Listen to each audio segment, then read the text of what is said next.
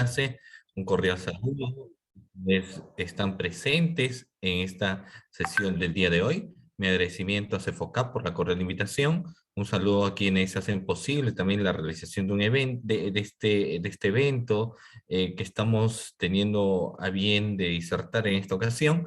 Y bueno, básicamente para señalar algunas cuestiones importantes que es necesario tener en cuenta, ¿no? Yo siempre pido a los participantes de que tengamos una interacción, de que no solamente sea un monólogo. No se trata de que solamente el ponente tenga a bien de hablar y hablar, sino que es importante en la cual ustedes también tengan que tener un grado de participación, ¿no? Por ende es que yo suelo hacer una serie de preguntas en las cuales se les invita a ustedes a poder participar y de esta manera podemos hacer una clase más dinámica y reitero nuevamente de que no sea solamente un monólogo, sino que también tenemos una clase en la cual puede existir interacción, ¿no? Entre el docente y con cada uno de los participantes, ¿de acuerdo? Muy bien, yo suelo lanzar una serie de preguntas en las cuales ustedes pueden tener dos formas de participación. Una primera participación es a través de la cajetilla de comentarios, ¿no? Usted lanza sus preguntas o comentarios sobre la sesión que estamos teniendo el día de hoy. La otra forma de participación, doctores, es a través de la opción de levantar la mano, ¿no? En la cual ustedes también pueden tener esa participación, pueden hacer sus preguntas sobre el tema que nosotros vamos a vertir en esta ocasión, ¿de acuerdo? Entonces, nuestro tema está relacionado exclusivamente a las diligencias preliminares. Ese viene a ser, doctores, nuestro tema de exposición, ¿no? Las diligencias preliminares. Nosotros sabemos, y esencialmente hay que señalarlo también, que en nuestro sistema procesal penal tenemos nosotros, de acuerdo, primero antes de señalar ello, una serie de principios que es importante tener que detallarlos. Yo les voy o vamos a empezar esta clase abordando algunos principios procesales que son muy importantes. Acá yo les puedo mostrar en la diapositiva, doctores, y les voy a preguntar si ustedes pueden visualizar la diapositiva, ¿sí? Ustedes me confirman y me dicen sí, profesor, podemos visualizar o no a través del chat a los participantes y de esta manera para que podamos tener, pues, muchísimo más orden, ¿no? Entonces, ustedes me hacen referencia, sí podemos visualizar, doctores, ¿sí? ¿Correcto? Ok, entonces, muy bien. De paso, para ver también quiénes están en la clase, ¿no? Alberto me dice sí, doctor. Andrés me dice sí. De acuerdo. También por acá, Omar me dice sí. Entonces, sí pueden visualizar las diapositivas que yo les estoy mostrando. ¿De acuerdo? Maribel también me dice yes. Entiendo que sí es. Hernán me dice sí. Alain me dice está bien, correcto. Entonces, mira. Vamos a hablar primero rápidamente, ¿no? No nos vamos a detener mucho en esto, pero hay que hablar pues de los principios procesales del sistema procesal penal, ¿no? La primera interrogante es ¿por qué resulta siendo importante hablar de los principios? Lo que pasa es que los principios, doctores, no son otra cosa que las columnas fundamentales de nuestro sistema procesal penal. Cuando nosotros tenemos un principio, nos amparamos en ello. Sabemos que nuestro código penal no contiene todas las aclaraciones de ley. O sea, si uno revisa el Código Penal y uno empieza, y seguramente ustedes obviamente ya lo han hecho, empiezan a revisar el Código Penal, empiezan a leer los artículos, entonces existen muchas lagunas procesales. De ahí la frase, hecho la ley, hecho la trampa, ¿no? Y eso resulta siendo bastante cierto también, porque como lo reitero, existen muchas lagunas procesales. Y precisamente para hacer frente a esas lagunas procesales, existe una serie de principios que hay que tener que saber, entender, hay que visualizar una serie de principios para hacer un análisis bastante importante en nuestro sistema procesal penal. Para ello, los principios procesales entonces vienen a ser aquellas columnas vertebrales del sistema procesal penal para que en el caso de algún vacío normativo o una cuestión que no se aclara del todo o un aspecto que no se encuentra transcrito, ¿no? O descrito, explicado en nuestro ordenamiento jurídico, podemos recurrir a los principios procesales. Ahora, obviamente, cada institución, por ejemplo, tiene su propio principio, ¿no? Si uno habla de la prisión preventiva, esta institución de la prisión preventiva tiene sus propios principios. Si yo hablo de la tutela de derechos, esto tiene sus propios principios, obviamente. Si yo me voy al código o al juicio oral, por ejemplo, tiene sus propios principios, ¿no? En este caso, lo que yo les voy a hablar son los principios del proceso penal. No todos, sino, digamos, de una u otra forma, lo que son más estudiados, más leídos, más interpretados respecto a lo que vienen a ser los principios procesales, ¿de acuerdo? Entonces, aquí vamos con la primera definición. ¿Qué los principios procesales, doctores? No son otra cosa que criterios de orden jurídico. Eso vienen a ser los principios procesales. Son los criterios de orden jurídico que sustentan y orientan el proceso penal. Su importancia en qué radica? Esta radica en que constituyen límites y encausan el ejercicio del poder punitivo del Estado, es decir, el jus puniendi del aparato estatal. ¿Con qué finalidad? Con la finalidad, pues, de garantizar los derechos que tiene el imputado, pero aparte de eso, los principios que constituyen las bases ideológicas y el fundamento político jurídico del modelo procesal que nosotros tenemos, ¿cierto? Del modelo procesal de este nuevo Código Procesal Penal que acá en Lima, ¿no? Ya hace más de un año se implementa, entonces recién después de casi 15 años, podemos decir que tenemos una implementación del nuevo Código Procesal Penal de manera uniforme, ¿no? Entonces, este nuevo sistema procesal penal va a regirse en base a principios también. Y dentro de ello se parte de un principio que es conocido como el principio acusatorio, doctores. Partimos de la existencia de un principio, y ustedes lo pueden ver, del principio acusatorio. ¿Qué significa este principio acusatorio? Vamos a ver, miren. ¿Cuál es la base normativa? Artículo 356, inciso 1. Básicamente nos dice que no existirá juicio si no existe una acusación fiscal, ¿no? No existe juicio si no existe una acusación fiscal. Nosotros sabemos que el juicio es la etapa estelar del sistema procesal penal. Algunos incluso lo señalan como la etapa más importante del sistema procesal penal. Nosotros decimos que el juicio oral es la etapa estelar. No desconocemos la investigación preparatoria y tampoco desconocemos la etapa intermedia, pero sí pues señalamos que la etapa del juicio oral es la etapa estelar porque vamos a lograr una condenatoria, ¿cierto? A favor quizás de los intereses del Ministerio Público, o quizás logremos una absolutoria a nivel, por ejemplo, de la labor que puede realizar el abogado litigante. El principio acusatorio nos señala, ¿cierto?, que el juicio solamente se va a desarrollar si previamente existe una acusación fiscal. Pero la pregunta sería, ¿siempre el fiscal acusa? ¿No? Y esa pregunta yo los traslado a ustedes, doctores. ¿Cuál es? Vamos a ir en cuestiones concretas. Miren, ¿el fiscal solo tiene que acusar o hay algo más que realizar una acusación? Por ejemplo, para plasmarlo algo más concreto. Cuando se cuando se termina la etapa de investigación preparatoria, mucha atención, se termina la etapa de investigación preparatoria, se emite una disposición que es la de conclusión de investigación preparatoria, ¿cierto? Eso nosotros lo sabemos. Si se emitió la disposición de conclusión de investigación preparatoria, es decir, se concluye la investigación, el fiscal, ¿qué decisiones puede tomar, doctores? Pregunta en la clase. Si se concluye la investigación preparatoria, ¿qué decisiones puede tomar el fiscal? ¿No? Ahí, por ejemplo, a través del chat.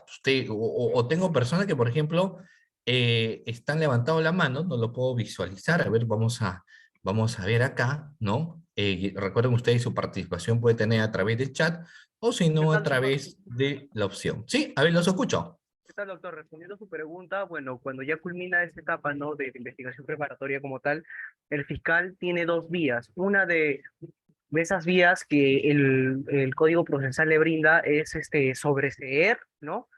Y la segunda vía en este caso sería acusar, doctor. Esas Muy serían las vías bien. procesales.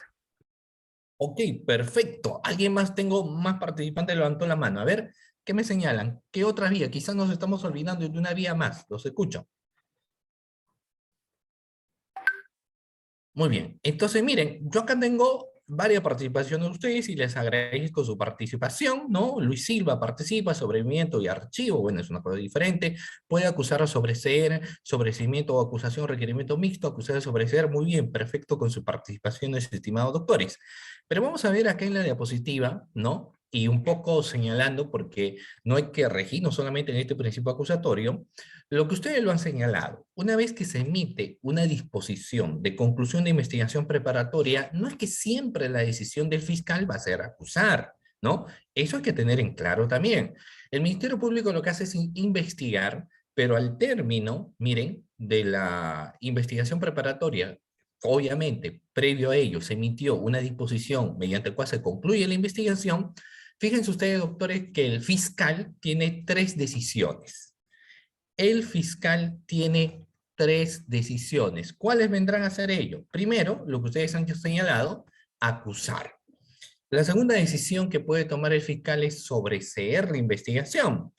Pero existe una tercera decisión que el fiscal también puede optar, ¿no? Por ejemplo, en los casos de criminalidad organizada o en los casos de lavado de activos, estos se caracterizan por la existencia de una pluralidad de imputados. Entonces, rápidamente, imaginémonos que tengamos 10 personas que están siendo sometidas a una investigación. Sobre 5 y hallo elementos de convicción y sobre los otros 5 no hallo ningún elemento de convicción, ¿no? Entonces solamente hallo elementos de convicción sobre 5 y sobre 5 no. Cuando ese es el caso, entonces lo que uno va a hacer, por ejemplo, en ese caso en particular, es emitir un requerimiento mixto. Lo que uno emite en esos casos en particular es un requerimiento que es conocido como un requerimiento mixto, ¿no? Entonces podemos decir que son tres decisiones que el fiscal puede optar. Una acusación, un requerimiento de sobreseimiento y un requerimiento mixto. En base al principio acusatorio, nos señala que obviamente para que exista juicio oral tiene que existir una acusación. Pero mira, este principio es muy vacío en cierta medida, porque no nos olvidemos, doctores, de la existencia de una etapa procesal, ¿cierto? Ustedes se recuerdan, doctores, ¿o cuál es la etapa procesal que actualmente tenemos con nuestro Código Procesal Penal que no teníamos, por ejemplo, con el Código del año de 1940? ¿Cuál es esa etapa procesal, doctores, que hoy en día es conocido como la etapa de saneamiento procesal? Tiene que haber un control formal, un control sustancial, ¿cierto? Dentro de ello podemos decir un control legal, etcétera. Como ustedes lo señalan, la existencia pues de una etapa intermedia, ¿no? Esta etapa intermedia tiene dos objetivos. El primero de ellos, fíjense ustedes, es no crear lo que vienen a ser juicios innecesarios. Nos dicen, no es necesario crear juicios innecesarios.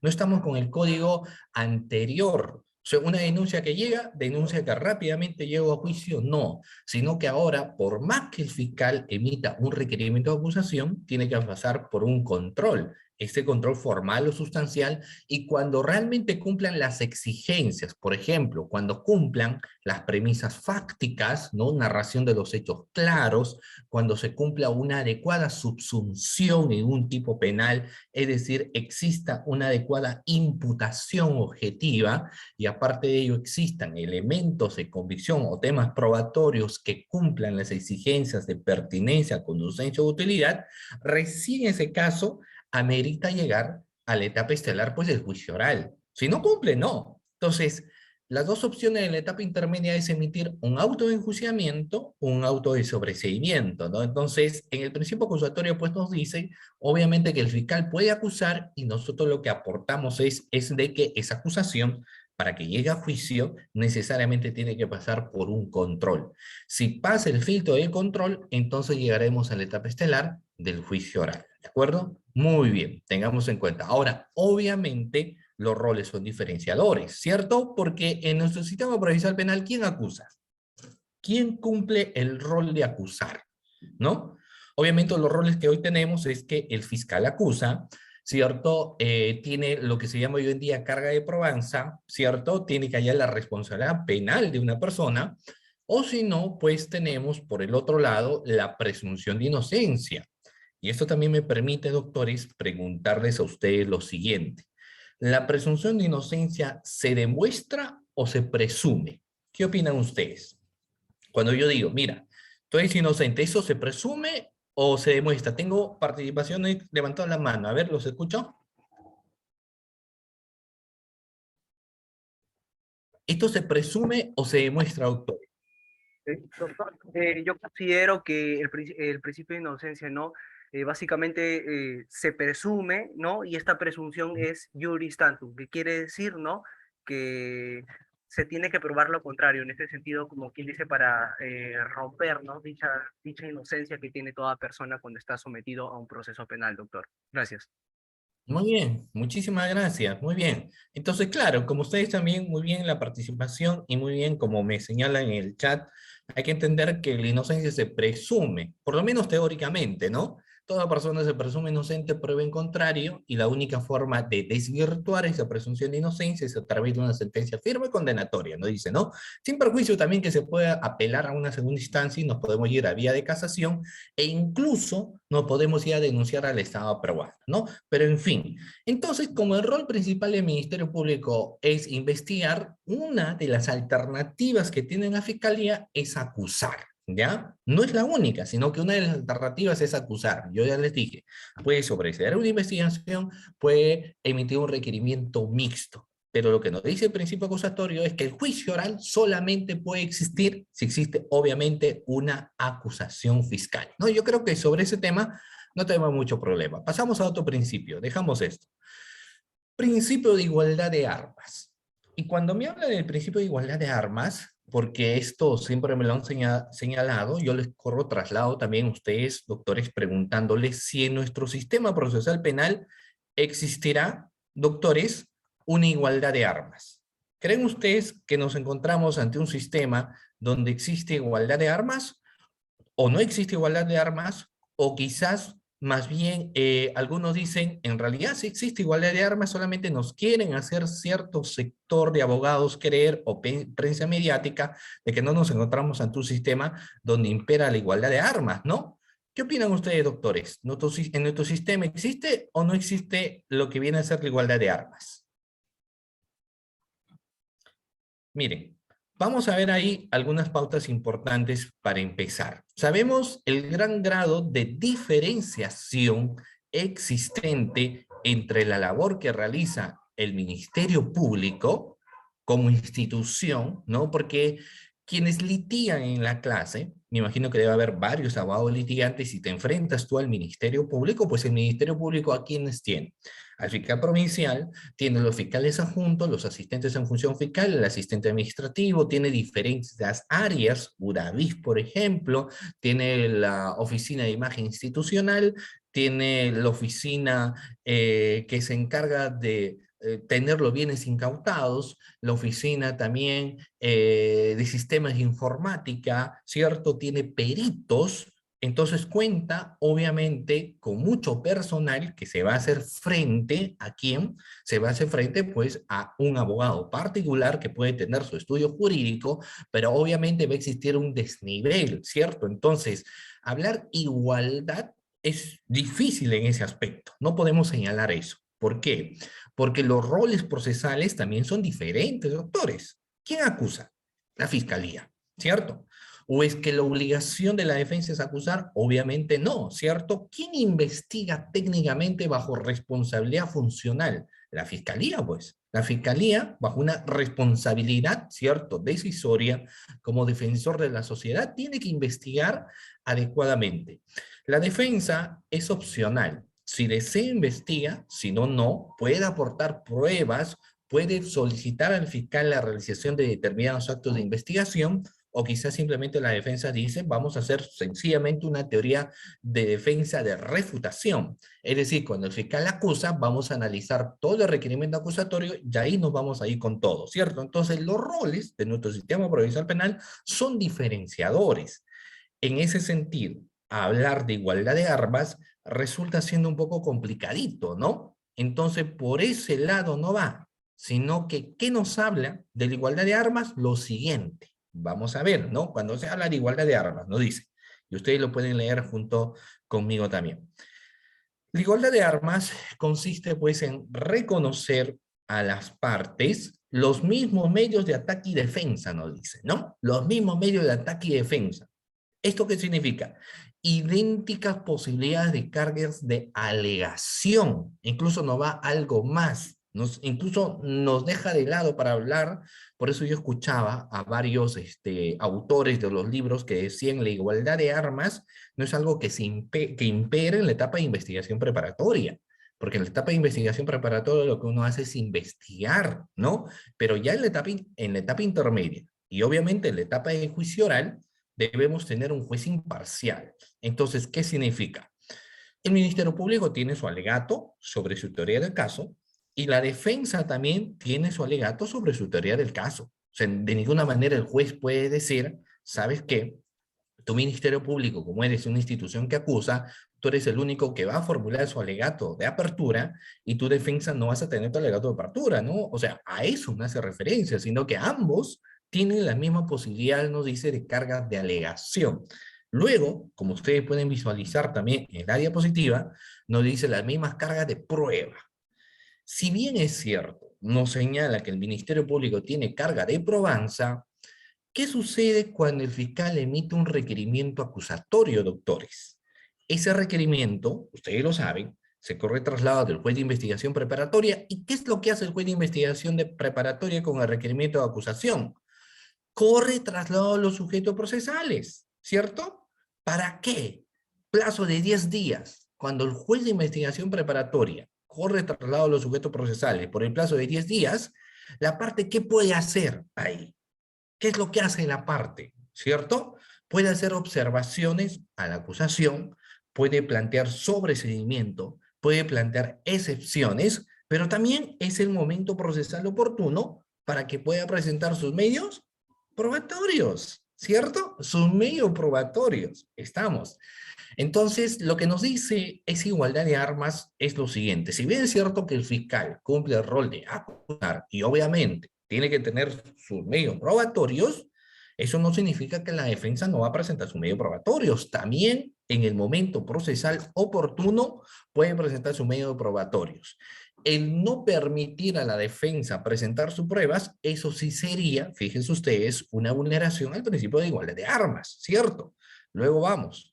Cuando nos dice la impugnación, ¿no? La impugnación, incluso brevemente yo les señalo que cuando existe una sentencia condenatoria, por ejemplo, el abogado de la parte agraviada o el abogado del imputado puede decir, interpongo recurso de apelación a esa sentencia, ¿cierto? No es que cuando el fiscal logra una sentencia y a la otra parte, obviamente no va a decir yo apelo, ¿cierto? A eso no se trata. Entonces, fíjense ustedes, la igualdad de armas se refiere a ello.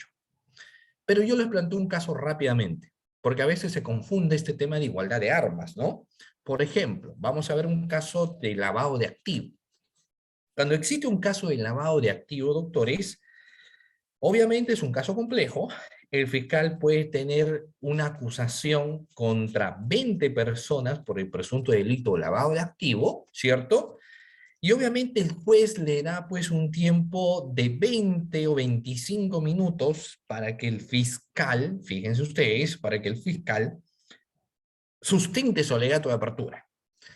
Y el abogado defensor dice, mire, si al Ministerio Público le han dado 25 minutos para la sustentación de su alegato de apertura, yo a usted, señor juez, sobre mi patrocinado, porque yo solamente defiendo a uno, le pido el mismo tiempo procesal, 25 minutos. Y si usted no me da los 25 minutos, usted está quebrantando la igualdad de armas.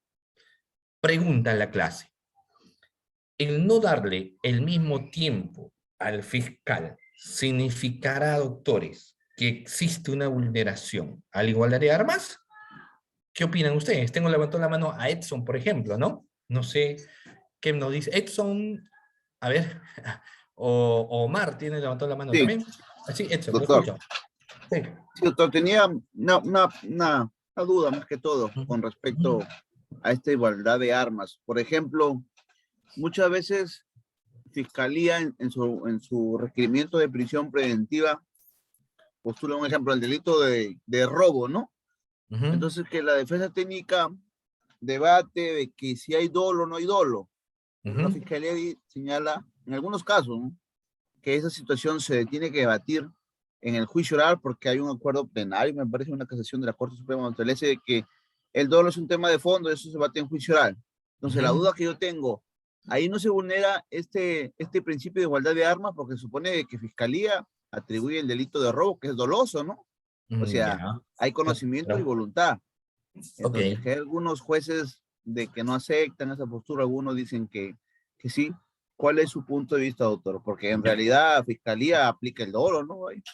Ya, vamos a ir a detallar. Ya, a ver, tengo también a Omar, ¿no? Sobre el tema del tiempo, eso es lo que yo le decía, ¿no? O sea, que le den más tiempo, Sí, por doctor. ejemplo, Pa- eso es, sí, lo escucho. Ya, respondiendo, doctor, su pregunta, ¿no? Frente a ese caso de lavado de activos, bueno, yo sinceramente justamente le iba a comentar sobre un tema similar sobre dónde se vulnera el principio este de igualdad de armas, ¿no? Pero bueno, ahora, considerando su pregunta y también entendiendo, ¿no? La magnitud del caso como tal, ¿no? Que es complejo y que la defensa técnica como tal no le pida al magistrado no de respecto a esos 25 minutos que se le ofrecieron al representante del Ministerio Público. Bueno, yo considero que ahí, en este caso en particular que usted nos menciona, yo creo que no se vulnera el principio de igualdad de armas. ¿Por qué? Porque Ujú. también hay un principio, en este caso, de razonabilidad. Entonces, yo creo que por ese criterio de razonabilidad, ¿no? Se entendería el por qué el fiscal necesariamente tendría que tener esos 25 minutos, ¿no? Y en este caso, la defensa como tal, ¿no? Si bien es cierto, ¿no?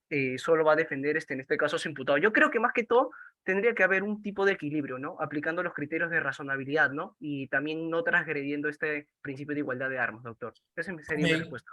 Muy bien, muchísimas gracias, muchísimas, claro. Eh, hay un tema bastante interesante, ¿no? El debido proceso y dentro del proceso el tema obviamente de atribución y roles de quien acusa y quien defiende. Entonces, si vemos casos complejos como el tema de la razonabilidad, y lo ha señalado el participante, el tema de la razonabilidad hace de que el Ministerio Público pues, tenga que emitir una acusación, tenga que sustentar y existen 20 personas a las cuales se está acusando. La razón por la cual va a tener que tener mayor tiempo, obviamente, a diferencia del abogado que podría estar solamente defendiendo a un solo imputado, ¿no? Entonces, sobre ello no existe eminentemente una desigualdad si es que nosotros hablamos técnicamente, ¿no? Técnicamente no, porque impera el tema de la razonabilidad. Respecto al tema de la prisión preventiva, ya es una cuestión diferente. Lo que pasa es que ahí, si nosotros nos situamos básicamente en base a lo que nos señala nuestro Código Procesal Penal, los graves y fundados elementos de convicción, es un análisis muy extenso, ¿no? ¿Por qué? En la etapa intermedia, ¿cierto? Y incluso en la etapa de juicio oral, se analiza de fondo los temas de imputación, ¿no? Y ni quiere decir, pues, en la etapa de juicio oral, ¿no? Donde tiene que haber una precisión y subsunción, cumplimiento de los elementos del tipo penal que se le imputa a una persona. En el caso de la prisión preventiva es más o menos variable. Por ejemplo, les voy a comentar, como es una medida de coerción personal, esta se va a dar ante el cumplimiento de tres presupuestos materiales, de conformidad al Código Procesal Penal, ¿cierto? Graves y fundados elementos de comisión, pronóstico de pena y peligro procesal. Cuando nos habla de graves y fundados elementos de convicción, nos dice que se indiquen o que vinculen al imputado. En nuestro ordenamiento jurídico no nos dice que imputen al imputado. Los grados de imputación tienen un análisis mayor. Entonces, yo recuerdo, por ejemplo, que un sustento era el siguiente, ¿no? Y eso lo escuchaba de un fiscal. El fiscal le decía, mira, yo requiero prisión preventiva por el delito de homicidio agravado, ¿no? Porque mataron a una señorita, pero todavía recién estoy en investigación. Quizás ese homicidio agravado se puede recalificar en un delito de feminicidio, ¿no? Porque quizás como sigo con la investigación, puedo obtener otros elementos de comisión que me hagan evidenciar que en realidad acá ha sido un feminicidio. Entonces ellos dicen, grado de tema de imputación no lo voy a analizar aquí porque obviamente le corresponde el análisis de esto en la etapa intermedia en el juicio oral. ¿Y cuál es su sustento? Básicamente lo que señala el Código Procesal Penal. ¿Cierto? Pero quienes analizan el acuerdo plenario 1-2017 y sobre todo quienes analizan el acuerdo plenario 1-2019, la situación ya cambia. Porque, por ejemplo, en el acuerdo plenario 1-2019 nos señala que un requerimiento, fíjense ustedes, de prisión preventiva que se declare fundado, esta tiene que ser incluso superior a una acusación. Entonces ahí ya te ponen pues entrelazo en el cuello, porque lo que se está diciendo es que ahí sí tú tienes que ser concreto en la imputación que tú estás señalando, porque no es que te dice que la prisión preventiva necesita una sospecha fuerte, y se entiende que la sospecha fuerte es más allá que una sospecha suficiente. Entonces ahí, obviamente, si nos regimos en base a ello, estaremos exigiendo que exista concisamente una imputación concreta, ¿no? En el aspecto de la audiencia de prisión preventiva.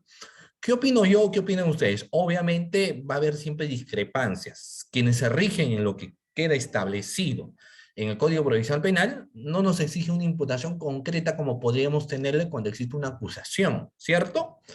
Pero quienes se rigen en los acuerdos plenarios, obviamente, ahí sí el análisis va a ser que lo que nos está pidiendo es que tiene que ser superior a una acusación. Entonces, hay jueces que obviamente asumen algunos acuerdos plenarios y exigen al fiscal que haga una imputación muy concreta.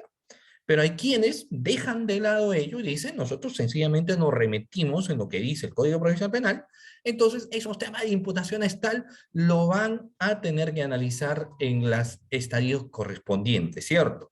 Ahora, ¿eso vulnera un tema de desigualdad de armas? No, más que nada podríamos por ahí decir que no existe un debido proceso, ¿no? Pero reitero nuevamente, es bastante discrecional. Quienes solamente se rigen por el Código Procesal Penal o quienes también tienen el sustento en base a lo que señala, por ejemplo, los acuerdos plenarios, ¿no? Entonces, muy bien. Pero, en base al principio que yo lo señalo, el principio de igualdad de armas lo que nos dice, como ustedes pueden leer en la diapositiva, idéntica posibilidades de cargas de alegación ambos, de prueba y también los temas de impugnación. ¿De acuerdo?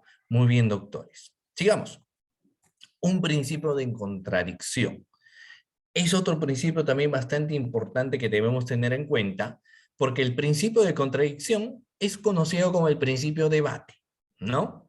¿Qué significa? Que lo que presenta el Ministerio Público en la defensa no tiene por qué creerlo, ¿cierto? O sea, no es porque sea el Ministerio Público y todo lo que investiga, todo lo que recaba, significa que tenga que ser veraz, ¿cierto? La defensa mismo podría observar a estos medios probatorios que tiene el fiscal, por ejemplo, en una acusación. El fiscal puede tener su perito, muy bien, su perito que señala, por ejemplo, que existe perjuicio patrimonial, por ejemplo, en los procesos de contratación, ¿no? La fiscalía dice, mira, este delito de colusión ha existido un perjuicio patrimonial, señala pues la fiscalía. Y lo voy a demostrar con mi pericia contable. Y el abogado dice, ah, perfecto, tú tendrás tu pericia contable, pero yo también tengo mi perito. Voy a presentar mi perito y voy a señalar que en realidad acá no ha existido un perjuicio económico, lo único que ha existido es horas hombres trabajadas, es decir, ha existido un tiempo que se ha invertido, pero esto no acarrea un perjuicio económico. Entonces, ¿qué significa? Existe contradicción entre el perito de la fiscalía y con el perito de la otra parte, ¿cierto? La fiscalía puede sustentar lo siguiente. Ante un delito de homicidio, miren, y ahí les pregunto lo siguiente, siempre me gusta que la clase participe. ¿Puede existir una lesión al bien jurídico tutelado vida sin que exista un reproche de carácter penal en el autor, doctores? Esa es mi pregunta que yo les hago a ustedes. Es decir, puede existir una lesión, o mejor dicho, para ser más claro, se puede matar, es posible que Pepito mate a Juan sin que Pepito sea responsable penalmente, doctores. ¿Es posible o ahí existe una imposibilidad existente? Muy bien, yo lo puedo leer y me dice Jorge, por supuesto, ¿no? Si es posible, Raúl, si es posible, Elisa también me dice posible, ¿no? Pero ¿cuándo es posible? Cuando decimos que sí es posible generar una lesión a un bien jurídico tutelado sin que el autor sea responsable penalmente. Cuando nos encontramos, ¿dónde, doctores? En el análisis de la antijuricidad. ¿Se recuerdan? Porque si nosotros analizamos antijuricidad, se analiza causas de justificación, ¿cierto? Si yo voy a analizar antijuricidad, significa que yo voy a analizar el término de la causa de justificación. Y una de ellas es la legítima defensa, pues. Entonces, si alguien viene y me ataca con un arma, me da un disparo en la pierna, ¿no? Y me quiere dar un disparo a la altura del pecho. Tengo arma, ¿no? Con licencia y lo disparo y lo mato. Entonces, por más que sea ocasionado una lesión irreparable al bien jurídico tutelado que se llama vida, no voy a ser responsable yo penalmente. ¿Por qué? Porque actúo en legítima defensa, ¿cierto? Eso hay que tener en cuenta. Entonces, mire, la tesis de la fiscalía puede ser de que se encuentran ante un homicidio agravado. O sea, se mató a una persona con alevosía de ventaja, dice, ¿no? Lo mató durante la noche. Pero la defensa dice, oye, esa tesis que plantea la fiscalía no es cierto. Mi patrocinado actuó bajo los impulsos de la legítima defensa o la emoción violenta, etc. Entonces va a existir temas de contradicción. Y más que nada, esta cuestión contradictoria, doctores, lo vamos a evidenciar en la etapa de juicio oral. En la etapa de juicio oral es un momento donde se evidencia mucho las cuestiones del la contradicción, por ejemplo, al momento de contrainterrogar, al momento del al análisis de los temas probatorios, eso siempre analizamos en la etapa de juicio oral, y ahí se priman los temas de contradicción, ¿ya? Vayamos a lo siguiente, muy bien, para que no nos gane ahí. El derecho de defensa, la inviolabilidad del derecho de defensa. Doctores, si yo hablo del derecho de defensa, ¿de qué artículo qué artículo tendría que analizar, doctores? Si yo hablo el derecho de defensa. El derecho de defensa está relacionado, doctores, fíjense ustedes, al hecho de que toda persona sometida a una investigación, ¿cierto? Toda persona sometida a una investigación tiene derecho a contar con un abogado de su libre elección, ¿cierto? Toda persona sometida a una investigación tiene derecho a contar con un abogado de su libre elección, en base a lo que nos señala, ¿cierto? El artículo 71, segundo párrafo, numeral 2, si la memoria no me falla. Entonces, obviamente, no se le puede restringir a una persona un derecho de defensa. Incluso, el primer párrafo del artículo 71 del Código Procesal Penal nos señala que la persona imputada por sí mismo puede hacer valer sus derechos. Por ejemplo, miren, vamos a ver, pregunta de la clase. Si se detiene a Pepito, Pepito, digamos, es médico. Pepito podría pedir explicaciones al policía y decirle, oiga, ¿por qué me has detenido?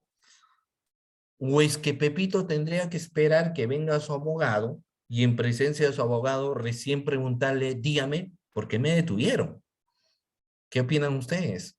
Pepito tiene ese derecho de por sí solo peticionar por qué lo han detenido, o es que Pepito necesariamente tiene que estar en presencia de su abogado y decir, oye, ¿qué me recomienda, señor abogado? Yo te recomiendo que te digas, pues, ¿por qué están detenidos, no? Y vamos a ver que por sí solo, ¿cierto? Por sí solo, él tiene derecho a defenderse, ¿cierto? Me detienes, dígame cuáles son los motivos por los cuales usted me está deteniendo. No, tiene que estar su abogado. No, no, no. El primer párrafo del artículo 71 del Código Procesal Penal nos señala de que esta persona tiene derecho de ser informado de los motivos por los cuales se le detiene, ¿cierto? Está detenido. Es más, si nosotros nos vamos en una vía procesal, por ejemplo, la persona detenida, fíjense ustedes, o mejor dicho, en este caso ya el imputado, por sí solo puede hacer lectura de la carpeta fiscal, o es que necesariamente tiene que estar su abogado para que juntamente con él haga lectura de la carpeta fiscal. O él solo puede leer la carpeta fiscal, doctores, el imputado. O necesita, por ejemplo, con su abogado, ¿no? Para hacer lectura de la carpeta fiscal, no, ¿cierto? No necesita a su abogado. Él es el único que puede ir al proceso, ¿cierto? Y puede hacer lectura de la carpeta sin necesidad de que presente un escrito de apersonamiento, sino se tiende a habido de que él es el imputado, simplemente reconocimiento con su DNI, y puede leer toda la carpeta que él desea. Obviamente, como la persona detenida quizás no es abogado, ¿cierto? Entonces necesita pues de una persona que ha estudiado, de un abogado que se entiende 6 años quemándose la pestaña, ¿cierto? Entonces, ¿quién le va a asesorar adecuadamente? Entonces es por ende que el que hace es el imputado a personarse a la investigación y designar un abogado, ¿cierto? Eso es lo que se suele hacer. Entonces, ni el Ministerio Público, ni la policía, ni el Poder Judicial le pueden restringir ese derecho a una persona a poder él mismo autodefenderse. Ya el segundo párrafo del artículo 71 del Código Procesal Penal nos dice que tiene derecho a tener o contar con un abogado. Eso solo nos señala. Sin embargo, existe la frase siguiente. Una cosa es el abogado de tu libre elección, otra cosa es que te impongan un abogado, ¿cierto? Son dos cosas diferentes. Una cosa es que tú mismo digas, yo tengo mi abogado de cabecera, yo tengo un abogado que yo lo consulto, o tengo un amigo que ha llevado un caso y yo le voy a pedir el número del abogado de mi amigo porque yo confío en este abogado, que decir, oiga, a ti te imponemos un abogado. ¿Dónde esto se ve? Y yo le voy a poner un casito. Miren, a veces estas situaciones yo he visto en los operativos, cuando se detiene a una persona. La persona ya detenida, ¿ya? Miren, obviamente el Ministerio Público tiene 48 horas para realizar todas las diligencias correspondientes y dentro de ello está la toma de declaración de esta persona intervenida. Y como es una persona intervenida, es investigado, por ejemplo, no le podemos tomar su declaración si es que no está su abogado presente. Entonces, en los temas de turno, ustedes saben que uno lo que hace es llamar a la defensa pública y viene el defensor público que se encuentra de turno, ¿no? Y el defensor público que está de turno, pues dice, bueno, ¿quién es el detenido? Fulano tal, yo soy su abogado, soy defensa pública, le voy a acompañar en su declaración, ¿cierto? Pero el tema está en que previamente a ello, uno tendría que consultar con el intervenido y decirle, mira, ¿usted cuenta con un abogado? No. ¿Usted quiere tener un abogado en este proceso? Cuenta con las posibilidades, etcétera, para poder contactarse con alguien. Si te dice no, no cuento, no conozco, es la primera vez que me pasa, entonces se le explicará que acá va a estar un defensor público. Sin embargo, si la persona intervenida dice, no, yo ya he llamado o necesito un celular que me presten, etcétera, para yo poder llamar a mi familiar y que venga un abogado, el Ministerio Público tiene que esperar, obviamente, un tipo prudencial también, para que este abogado vuelva. Pero fíjense ustedes qué pasaría. Vamos, y esto es un caso real, ¿ah? Un caso donde el Ministerio Público ya había empezado a tomar la declaración del imputado y el imputado estaba con defensa, con el defensor público. Estaban en la segunda pregunta. En la segunda pregunta aparece el abogado particular. Dice, este es mi carnet de abogado, quiero ingresar en la diligencia en estos momentos, porque yo soy el abogado de la persona que ahorita ha sido detenida. La pregunta es lo siguiente. Por ejemplo, tú como fiscal, ¿dejarías que este abogado ingrese o ya la declaración deberíamos llevarlo con el otro abogado, teniendo en cuenta de que a este abogado de la defensa pública, el Ministerio Público, lo puso, ¿no? Y no le preguntó, más bien el intervenido dijo, yo ya me comuniqué con mi abogado, pero va a demorar en venir. Muy bien, ¿qué opinan ustedes? Tengo a Edson, levantó la mano. ¿Qué opinan? ¿Sí? A ver, adelante, pueden activar su micrófono para sus opiniones. Doctor, más que todo es una consulta. Por ejemplo, en este caso, cuando un ciudadano puede contratar a varios abogados, ¿no? Pero uno es el que participa. ¿Qué pasaría en una diligencia si el fiscal provincial y el adjunto, ambos participan de manera activa en una declaración? Ambos realizan preguntas y ambos dejan constancia. La pregunta es, ¿eso puede ser declarado nulo? ¿Pedir la nulidad de esa diligencia? Muy bien, interesante la pregunta. Muy bien, ok, bueno, vamos a ver acá primero, claro, es una pregunta ya diferente a lo que yo les estaba señalando, ¿no? Luego voy a responderle lo que yo les hacía mención.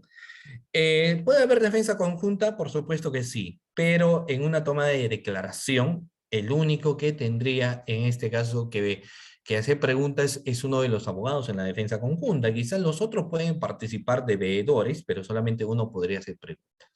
En el caso del Ministerio Público hay un solo fiscal quien está a cargo de la investigación, ¿cierto? Por más que los demás fiscales, obviamente, en este caso fiscal provincial tenga que firmar, ¿cierto? Pero existen fiscales que están a cargo de la investigación. Se entiende que el que tiene que interrogar es quien se encuentra a cargo de la investigación, ¿no? Quien se encuentra a cargo de la investigación. Entonces, ¿qué pasa si en una diligencia el fiscal adjunto realiza preguntas, luego viene el fiscal provincial y toma pregunta, ¿no? Lo que uno obviamente tendría que evidenciar y dejar constancia que en este caso han tenido participación tanto el fiscal adjunto como el fiscal provincial. Sin embargo, ambos dejan constancia de su firma. Entonces, ¿si esto puede acarrear nulidad? No, no acarrea nulidad, porque lo que va a suceder o el sustento que se va a dar es el siguiente. El fiscal provincial va a decir, mira, para el fiscal provincial todos los casos del despacho en realidad son sus casos, ¿de acuerdo? Porque es quien firma, ¿no? Entonces, como es quien firma el fiscal, ¿cierto? Entonces, lo que está haciendo es tener participación también sobre su caso en esta diligencia de un adjunto, ¿cierto? Claro, el adjunto está llevando la investigación, pero yo soy el fiscal provincial, yo firmo las disposiciones, los requerimientos, ya que estoy dando constancia que también he participado en este caso, porque es un caso, por ejemplo, mediático, ¿no? Entonces, no acarrea ninguna nulidad en ese caso. Sí podría existir cierta observación, si que, por ejemplo, es más, antes que se me vaya la idea, aún más si es que se trata de una fiscalía corporativa, ¿no? Si es una fiscalía corporativa, la misma ley orgánica señala de que en un caso pueden participar uno, dos, tres, incluso fiscales, siempre y cuando estos van a tener a bien de dejar constancia de su participación en una diligencia. ¿Cuándo podríamos incluso nosotros presentar una serie de nulidades? Si es que en la declaración no se encuentra o se consigna un nombre de un fiscal quien no ha realizado preguntas, ¿no? Sino es otro fiscal. O ha participado un fiscal y no dejó constancia de su participación. Entonces lo que haríamos nosotros es dejar una observación, obviamente, en esa declaración, ¿cierto? Y por ahí, obviamente, podríamos, por vicio procesal, presentar una nulidad, ¿no? Lo cual tendría que acarrear nuevamente una toma de declaración posterior donde esté el fiscal que pregunte, sea el fiscal que firme también. Pero si van a firmar todos los fiscales, dejan constancia, no va a existir obviamente algún tema de nulidad en ese caso en particular, ¿ya? Muy bien, sobre el caso que yo les decía, el caso que yo les cuento es un poco complicado, ¿no? Porque primero el tiempo prudencial, obviamente, hay que tener en cuenta. Como hace un momento señalábamos los temas de razonabilidad. Si yo a la persona detenida le doy ya una hora, ¿no? Para que venga su abogado, se contacto ya 2 horas, para que se contacte con su abogado y él venga, por ejemplo. Y si no viene en 2 horas, obviamente ya va a tener que asumir el defensor público. Si después que asume el defensor público, ¿cierto? Viene después de 5 horas, qué sé yo, el abogado dice, no, ahora que se tome una nueva declaración, obviamente eso no va a ser viable. Si llega a mitad de la declaración y se encuentra dentro del tiempo prudencial que yo he tenido o que yo le he dado, obviamente lo que se dará constancia se suspenderá hasta ese momento la declaración con el defensor público y tendrá pues que asumir el nuevo abogado en ese momento que ha llegado a su particular y con él iremos a la toma de declaración.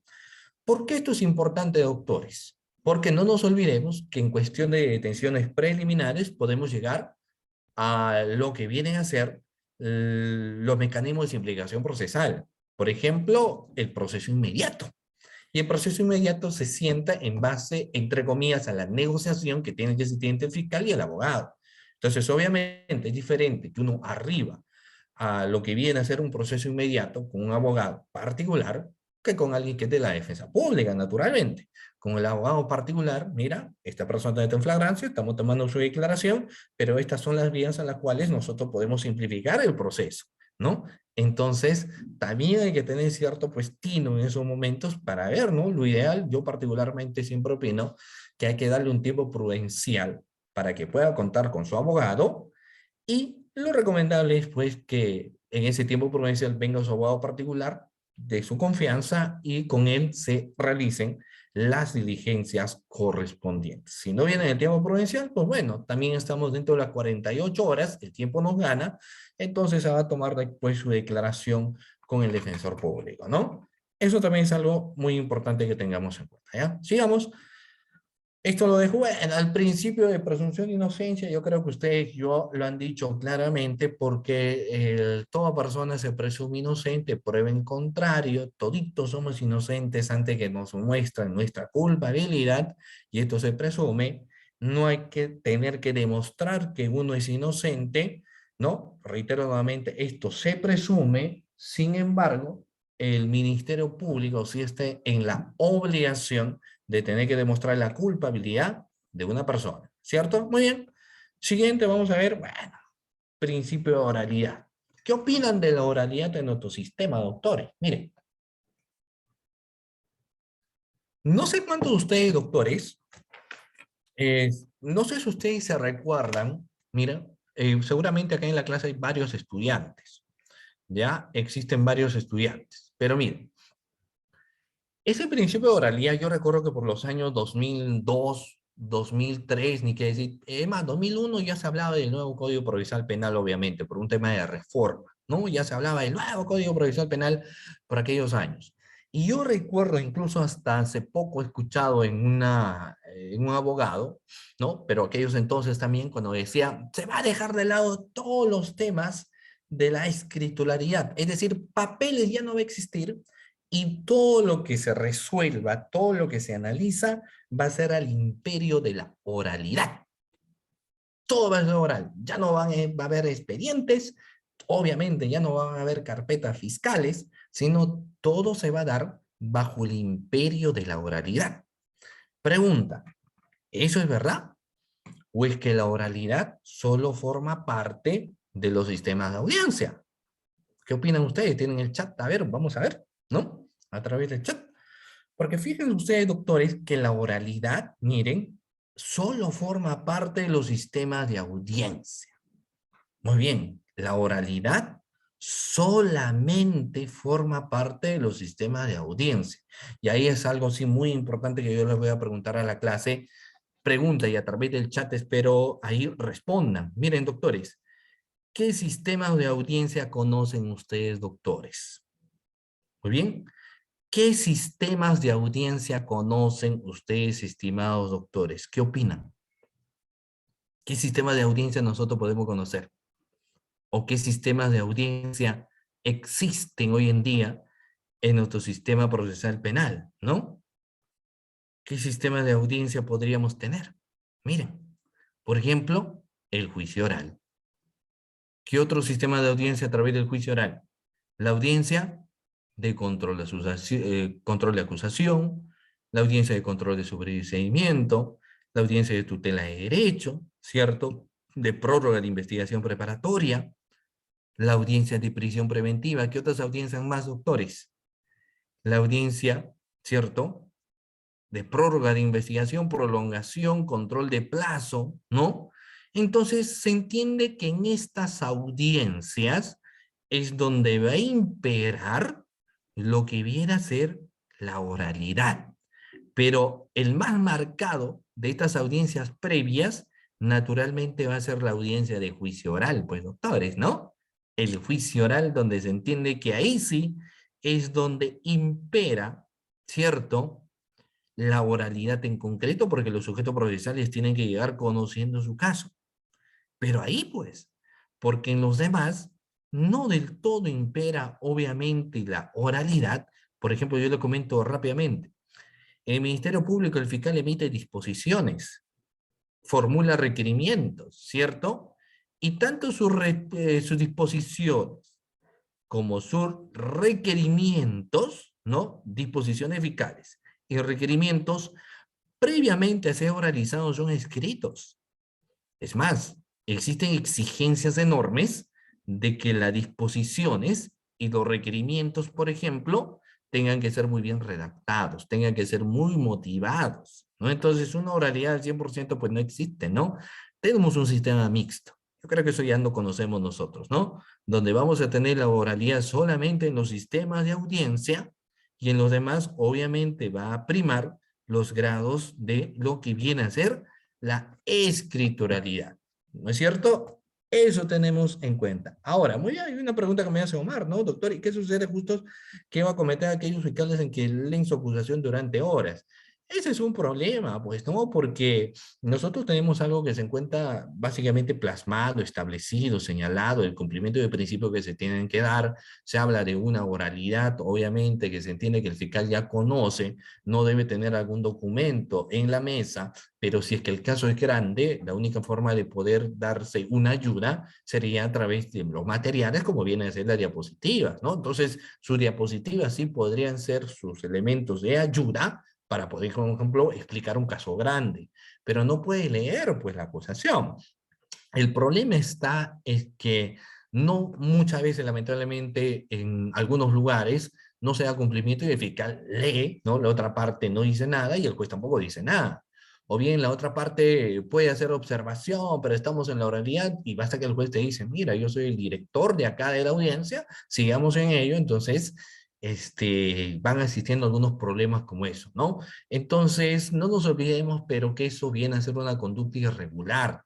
Entonces, las conductas irregulares las podemos hacer notar en audiencia sin lugar a dudas, pero también no podemos ir a los órganos de control, ¿no? Por ejemplo, control interno en el caso del Ministerio Público y en el caso también del juez, al órgano correspondiente para que puedan controlar, obviamente, el no cumplimiento del principio de oralidad, ¿no? Que no es un cumplimiento funcional, que ellos obviamente tienen, porque el mismo Código Procesal Penal señala que la audiencia tiene que ser oral. Entonces, para que puedan adoptarse las sanciones y medidas correspondientes a quienes oralizan y obviamente al juez, quien permite que esto se desarrolle de esa forma, ¿no? Bueno, doctores, dicho esto al principio, bueno, acá ustedes pueden ver en la diapositiva los sistemas de audiencia que veíamos, el juicio oral, control de acusación, sobreseimiento, prisión preventiva, prórroga, tutela de derecho, y ahí, ¿no? Pero antes de dejar la oralidad y irnos a otro contexto, fíjense ustedes, miren, este, mucho se habla de la oralidad, es más, les comento, uno de los primeros diplomados o cursos que más se llevaba eran precisamente temas de técnica de litigación oral, pero a veces se confunde una técnica de litigación oral con un estilo de litigar que puede tener una persona, ¿no? Son dos cosas muy distintas. Una cosa es una técnica, una cosa es un estilo que una persona tenga al momento de oralizar. Por ejemplo, cuando una persona expone algo en voz alta, efusivo, ¿no? Y la otra persona expone normal, tranquilo, ¿no? No alza mucho la voz. Y ahí ingresa la pregunta. El levantar la voz altísimo y oralizar de manera muy efusiva, ¿formará parte, doctores, de una técnica de litigación oral? ¿O será esto un estilo de litigar? ¿Qué opinan ustedes? ¿Es una técnica de litigación oral? ¿O es que esto viene a ser, doctores, un estilo de litigar que una persona puede tener? Ahí a través del chat. ¿Qué opinan? Levantar la voz alto. ¿Es un estilo de litigar o es una técnica de litigación oral? ¿No? Fíjense, miren, que lo que yo les señalo, tácitamente, lo que viene a ser es un estilo de litigar que cada persona tiene. Cada uno de nosotros tiene un estilo propio al momento de realizar una determinada intervención. Cada quien tiene su estilo, ¿cierto? Claro que está de que algunos estilos quizás nos puede gustar más, otros estilos no tanto. Entonces, el estilo que más te gusta, y bueno, tú puedes imitar ese estilo, puedes acopiarte ese estilo, ¿no? O seguir la escuela de ese estilo. Pero eso no es una técnica de litigación oral. Las técnicas de litigación oral no son otra cosa que estructuras que se debe tener en cuenta al momento, por ejemplo, de realizar una exposición de nuestro alegato de apertura. Eso viene a ser una técnica el conocimiento de la estructura que yo tengo al momento, por ejemplo, de saber cómo yo tengo que desarrollar, realizar un alegato de apertura, al momento de introducir un nuevo medio de prueba, al momento de conocer la estructura del alegato de clausura, ¿cierto? Las estructuras son técnicas que uno aplica, ¿no? Son estrategias. Pero lo recomendable, obviamente, es que un estilo de litigación oral que uno tenga lo pueda copiar a una técnica, ¿no? Esto es tu estilo, te damos la técnica. Tú mezclas tu estilo con la técnica, ¿ya? Muy bien. Pues hay una serie de cosas, ¿no? Hay una serie de cosas que uno puede tener en cuenta, ¿ya? Muy bien, doctores, hemos cumplido, miren, hemos cumplido la hora de clase. Nos queda solamente una hora de clase más, doctores. Hemos cumplido la hora, nos queda una hora más. Pero yo quiero saber, doctores, si ustedes se encuentran presentes en la clase, ¿no? O sea, obviamente los temas de pandemia nos permite hoy sábado por la tarde estar juntamente con ustedes en esta disertación de clase, pero yo realmente no sé si ustedes se encuentran presentes, ¿no? Porque a veces el participante ingresa, da simplemente, dice registro de asistencia, termina la clase, nuevamente escribe y dice, profesor, excelente ponencia, ¿no? Pero al final uno sabe que quizás no conocía. Entonces, para ver si ustedes están presentes, doctores, también quiero saber de qué parte de nuestro hermoso país ustedes vienen, ¿no? Entonces, me gustaría saber de dónde están también ustedes en la clase. Las personas que se encuentran acá, muy bien. Tenemos personas de Hilo, de Lima, que es Omar, Alberto de Chiclayo, León, que es de Ica, ¿no? Carrión de Lima también, de Puno, también tengo Calderón, bueno, a Rosa, tengo a varias personas que están aquí, Daniel, de Huancayo también tenemos a Camila, ¿no? De Amazonas, de Recuay, de Huánuco, de Pucallpa, de Chaclacayo, me dice acá Edinson, Cornejo también. Entonces, bueno, estamos de diferentes partes de nuestro país, ¿no? Entonces, perfecto, doctores, significa que están presentes en la clase, porque como no lo puedo ver, a veces pienso que ya se han dormido, pues, ¿no? Ya son las 9, sábado por la noche, entonces, pero están presentes, ¿ya? Muy bien. Perfecto, están presentes ahí. No, aquí tenemos un Raúl Vargas, puso un emoticón, acá me parece que hay un gatito, ¿no? Está bien, no importa que lo importante es que estén todos aquí en la clase, ¿ya? Muy bien, doctores. Dicho esto, retomo rápidamente las diapositivas. Muy bien. Ahora, doctores, hablemos del proceso común. El proceso común, ¿de acuerdo? El proceso común, ¿no? De Trujillo, Leonardo, dice Carlos, recién desde Chanchamayo, diferentes partes de lo largo y ancho de nuestro territorio nacional se encuentran presentes en esta clase. Bueno, proceso común, creo que ya nosotros lo sabemos, ¿no? Pregunta, ¿cuántas etapas tiene nuestro sistema procesal penal, doctores? ¿Cuántas etapas tiene nuestro sistema procesal penal? Tiene 3 etapas, ¿no? Ya nosotros ya, profesor, pues ya lo conocemos, las 3 etapas de nuestro sistema procesal penal. Pregunta, doctores, ¿cuáles vienen a ser esas 3 etapas de nuestro sistema procesal penal? ¿Cuáles son las 3 etapas de nuestro sistema procesal penal, doctores, que ustedes ya conocen, ustedes ya manejan, ustedes ya han visto, todos miran a revista al derecho? Obviamente estamos hablando de una investigación preparatoria, ¿cierto? Estamos hablando de una etapa intermedia y estamos hablando de una etapa de juzgamiento, juicio oral, ¿cierto? Perfecto. Entonces decimos estas 3 etapas, solo por molestarlos. ¿Y las diligencias preliminares, doctores, dónde van? ¿Es técnicamente una etapa del sistema procesal penal, las diligencias preliminares? ¿O dónde encontramos las diligencias preliminares? ¿Qué son las diligencias preliminares? ¿Es una parte, es una subetapa? ¿Qué viene a ser? Obviamente, las diligencias preliminares, técnicamente hablando, se entiende que es una subetapa de la investigación preparatoria. No es lo mismo, ¿no?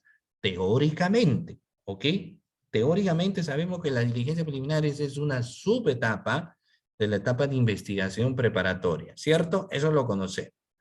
Sin embargo, teóricamente la cuestión es diferente porque el mismo plazo que tenemos en diligencias preliminares es el mismo plazo también que se tiene en la etapa de formalización de investigación preparatoria, ¿no? Puedo tener 8 meses de investigación en diligencias preliminares y esos mismos 8 meses lo puedo tener en la etapa de formalización de investigación preparatoria al mismo tiempo. Entonces hay quienes, por ende, ante esa situación dicen, en realidad lo que nosotros tenemos es 4 etapas, ¿no? Bueno, es razonable también ese punto de vista, pero técnicamente y en base a lo que señala el Código Procesal Penal, lo que nosotros tenemos es 3 etapas procesales, ¿no? 3 etapas procesales. Muy bien, vamos a ver, ustedes ya me han dicho ahí.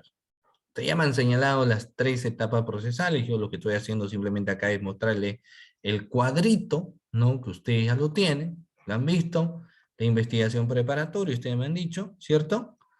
Después de la investigación preparatoria, hemos visto la etapa intermedia, ¿no? ¿En qué se caracterizaba la etapa intermedia? Por la aparición de un juez, que es el juez de garantías. Algunos lo llaman juez de investigación preparatoria, algunos juez de etapa intermedia, pero es el juez de garantías. Y ese requerimiento acusatorio fiscal, para llegar al juicio oral, ¿no? A la etapa estelar del proceso, necesariamente tiene que pasar por una etapa intermedia, nos señala, ¿no? Si no pasa la etapa intermedia, no llega a juicio oral. En el proceso común.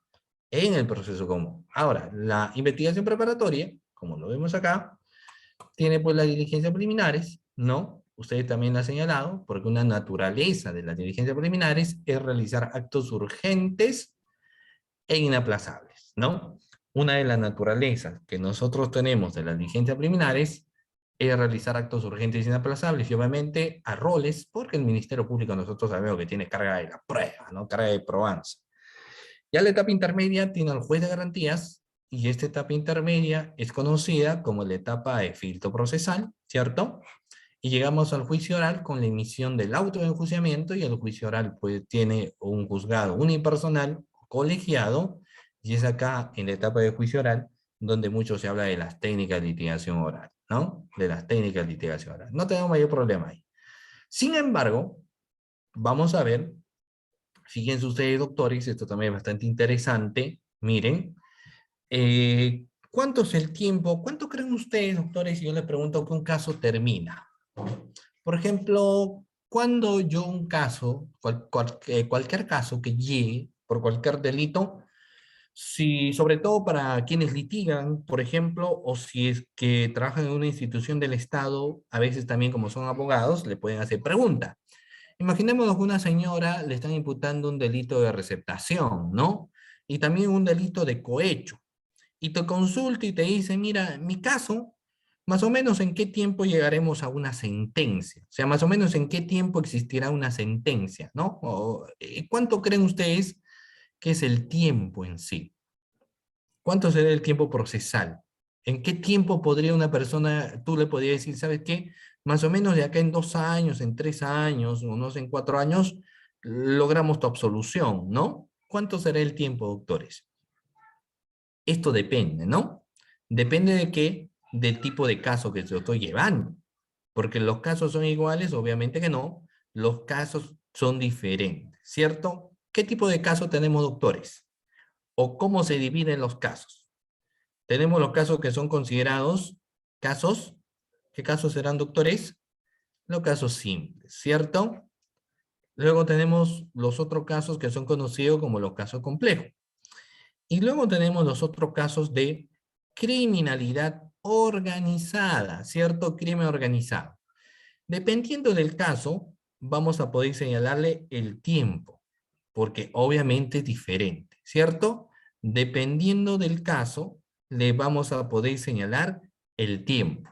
Por ejemplo, si un caso es simple, en diligencias preliminares, más o menos cuánto tiempo le podemos decir que su caso puede durar en el Ministerio Público hasta que se emita una decisión, en un caso simple. Más o menos cuánto tiempo. 120 días, ¿no? Muy bien, Humberto nos dice 120 días. Si nos hablamos de 120 días, ¿de cuántos meses estamos hablando, doctores?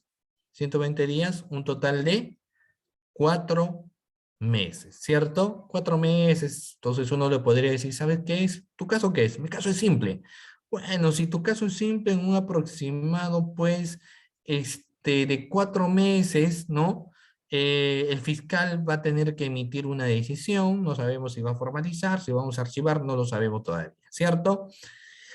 Pero si el caso ya no es simple, y si el caso es complejo, ¿cuánto tiempo se tiene, doctores?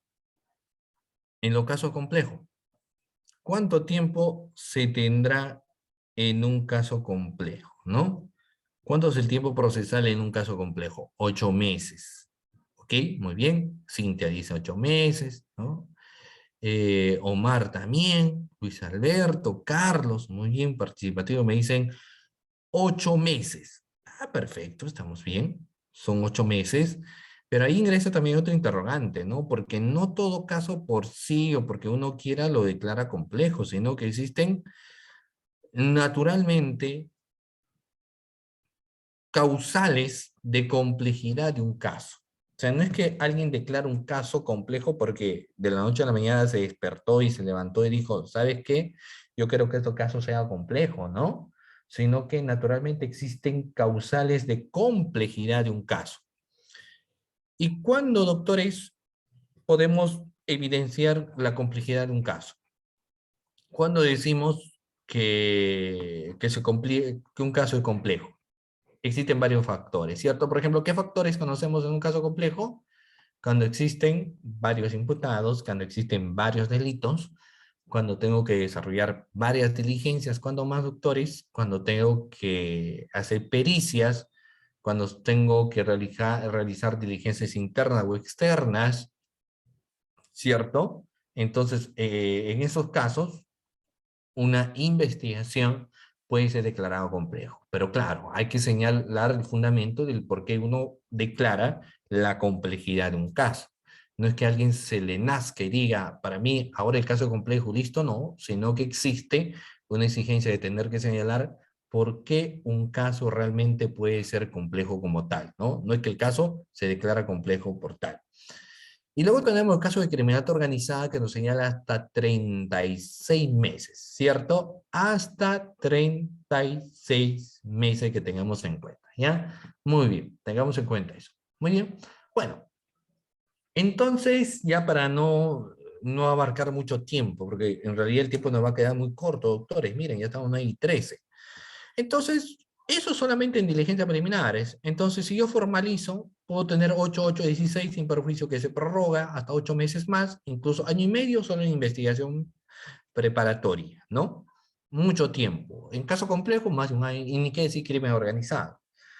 Entonces, hay una frase que seguramente ustedes la han escuchado también, que señala justicia que tarda no es justicia, ¿cierto? Justicia que tarda no es justicia. Entonces, el legislador, observando esta situación también que yo le señalo, lo que hace es generar esta otra institución que son conocidos como los mecanismos de simplificación procesal, ¿no?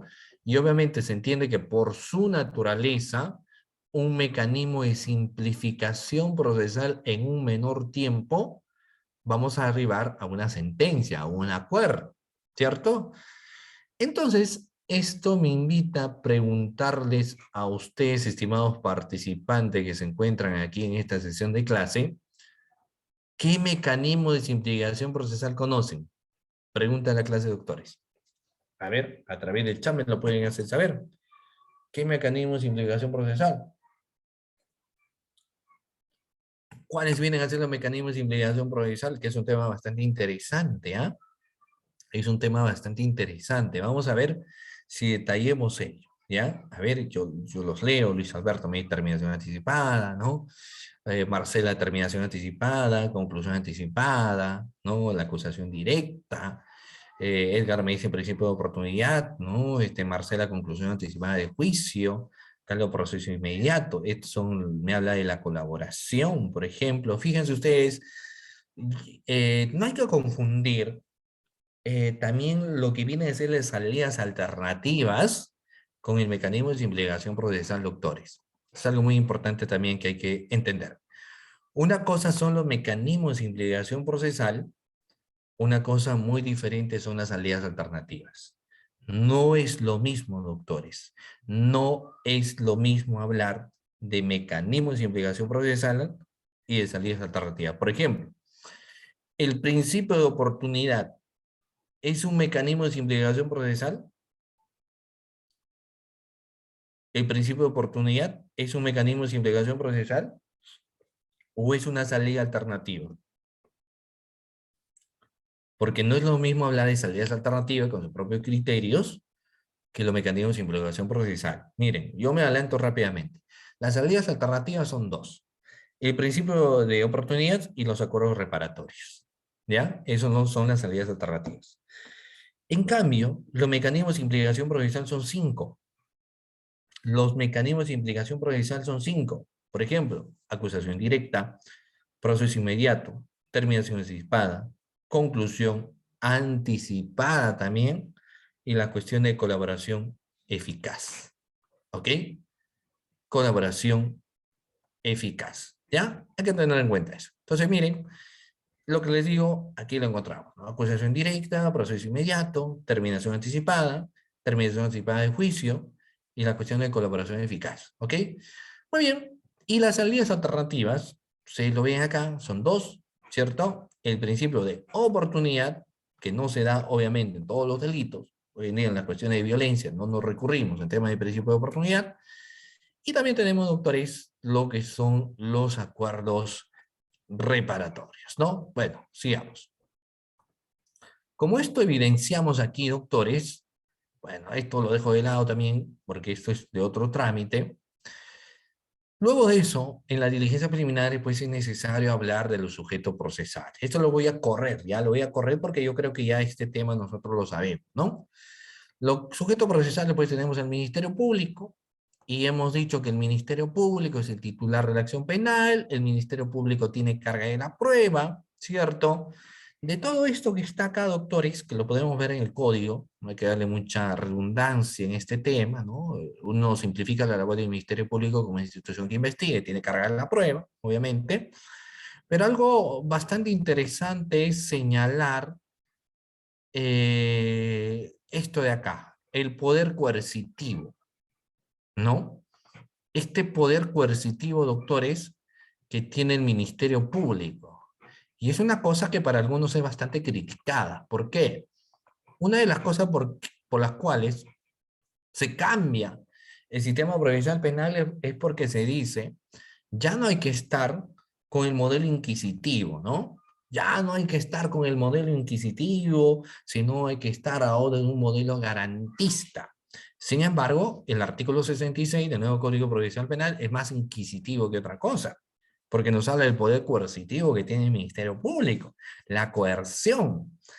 ¿Y qué se refiere, doctores, con el poder coercitivo? Miren, el Ministerio Público cita a las personas, se entiende, ya sea citaciones o notificaciones, ¿no? Las citaciones van para los testigos, las notificaciones van para los imputados.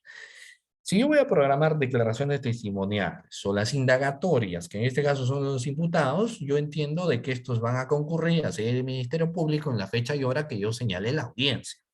Sin embargo, no todos vienen. Por ejemplo, de 10 declaraciones, a veces solo pueden venir 8, faltan 3, ¿no? Entonces, a veces el Ministerio Público, cuando no viene la declaración, le dicen, pues el proceso se está dilatando, ¿ok? Como se dilata el proceso, hay fiscales que desde la primera notificación ordenan la conducción compulsiva de una persona que no asista a la declaración, sea imputado o sea testigo. Obviamente, para traerlo de grado fuerza a una persona, hay que cumplir un procedimiento, ¿no? Este procedimiento no es complicado porque lo que hay que hacer es notificarlo debidamente. Obviamente, no siempre la persona vive en el domicilio obrante de su ficha RENIEC, pero podemos ver de que vive en otro lugar, ¿no? Hemos tomado conocimiento de la misma a través, por ejemplo, de una inspección fiscal o policial, entonces lo damos la notificación, pero la persona tiene que recibir o a su domicilio laboral. Si la persona sí haya recibido, no asiste a la declaración, entonces se emite una disposición mediante el cual se ordena su conducción compulsiva, se corre traslado obviamente a la policía, quienes son los encargados de ejecutar esta conducción compulsiva para traerlo de grado fuerza, y como su nombre lo dice, pues no, entonces los efectivos policiales, si te resiste, te tendrán que traer de grado fuerza, ¿no? Para que rinda tu declaración. ¿El fiscal lo aplica? Depende. Hay fiscales que para los imputados no lo aplican porque hemos tenido casos donde se ha programado fecha y hora de declaración de un imputado, se le trajo de grado fuerza, vino el imputado y dijo, abuso de mi derecho a guardar silencio. Entonces, obviamente, si el imputado no quiere declarar, pues tiene todo ese derecho, ¿no? Lo ideal es que debe asistir. Entonces, hay fiscales que para los imputados no lo traen de grado fuerza. Sin embargo, para el testigo sí podemos traerle de grado fuerza. Profesor, ¿y para el agraviado podemos traerlo de grado fuerza? Por supuesto que sí. Para el agraviado también podemos traerlo de grado o fuerza, ¿no? Hay que tener en cuenta. ¿De acuerdo? Muy bien, entonces, solo eso quiero citar, pues, del Ministerio Público, ¿no? Sigamos, bueno, la Policía Nacional de Perú coadyuva la labor del fiscal. Ya ustedes en la diapositiva van a tener esto. El imputado y el abogado defensor, también, básicamente, si hablo yo del imputado, en base a la regla del artículo 71, ¿cierto? El imputado. Aquí tienen todos los derechos del imputado, que son precisamente todo lo que se encuentra aquí, o lo que yo les muestro en el artículo 71, que son los derechos del imputado, y obviamente que el abogado tiene que dominar, pues, al revés y al derecho esto, son atribuciones que él tiene, ¿no? Y se le da lectura, obviamente, cuando se toma su declaración, ¿ya? Pero aquí ingresa también, doctores, algo bastante interesante. Fíjense ustedes, doctores, miren. ¿Qué pasa si el Ministerio Público no da cumplimiento a los derechos del imputado? ¿No? ¿Qué sucede, doctores, cuando no se da cumplimiento a los derechos del imputado? ¿El imputado a qué puede recurrir? ¿A qué institución puede recurrir, doctores, el imputado cuando no se da cumplimiento a sus derechos que se encuentran reconocidos en el artículo 71, ¿no? A la institución de la tutela de derechos, que es una institución obviamente bastante interesante, bastante bonita, que no solamente uno recurre cuando no se cumplen aquellos derechos reconocidos en el artículo 71, sino otras también que la Constitución Política así lo hace mención, ¿no? ¿Y cuáles son los derechos, doctores? Aquí lo tenemos, ¿no? A ver, pero primero, para que no sea un monólogo, siempre me gusta que el participante también interactúe. Doctores, ¿alguno de ustedes tiene su código a la mano? ¿Sí? Pregunta, a ver ahí a través del chat, ¿tienen su código a la mano? ¿No lo tienen el código a la mano? ¿Sí? Edson lo tiene, ¿no? ¿Quién más lo tiene? Castro, Luis. Ok. A ver, vayan al artículo 71, doctores. Vayan todos al artículo 71. ¿Ok? Vamos al artículo 71. ¿Estamos? ¿Sí? Muy bien. Pregunta, ¿alguno de ustedes quisiera hacer lectura del artículo 71, tanto el primer y segundo párrafo, doctores? Vamos a ver. ¿Alguno de ustedes quiere hacer lectura? Oh, ya, ahí tengo los participantes que levantó la mano. A ver, voy a ver. Vamos a ver lo siguiente, ¿no? ¿Está bien? Perfecto. A ver, tengo Omar, a ver, Omar, si puede activar su micrófono, ¿no? Puede hacer lectura del artículo 71, el primer párrafo y el segundo párrafo, y los demás los guiamos, ¿no? Yo igual lo muestro en la diapositiva. Ok, Sí. doctor. Listo, ahí le doy lectura. Artículo 71 del Código Penal, ¿no? Derechos del imputado. Inciso 1. El imputado puede hacer valer por sí mismo o a través de su abogado defensor los derechos que la Constitución y las leyes le conceden desde el inicio de las primeras diligencias de investigación hasta la culminación del proceso.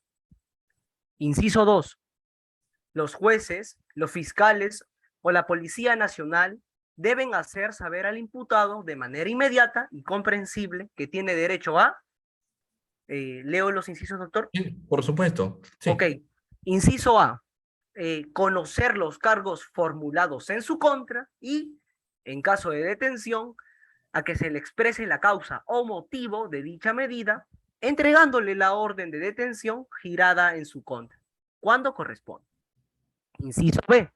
Designar a la persona, institución, a la medida que debe comunicarse su detención y que dicha comunicación se haga en forma inmediata.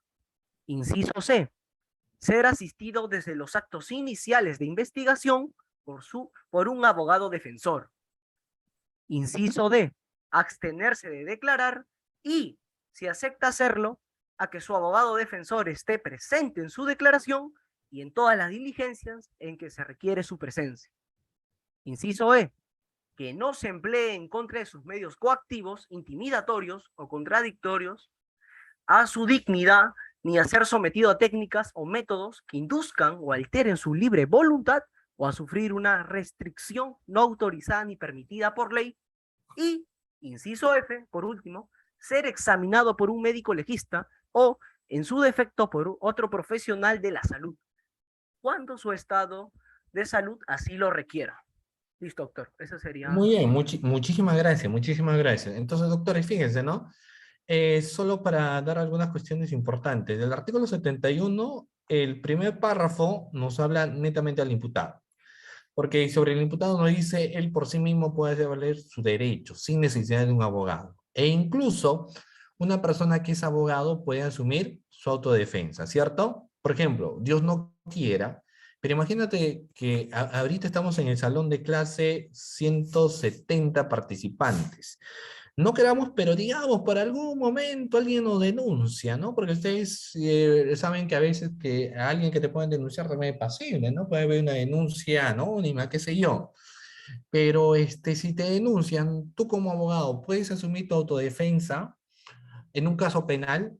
¿O es que necesariamente tú debes tener un abogado, estimados participantes? O sea, ¿puedo asumir mi autodefensa?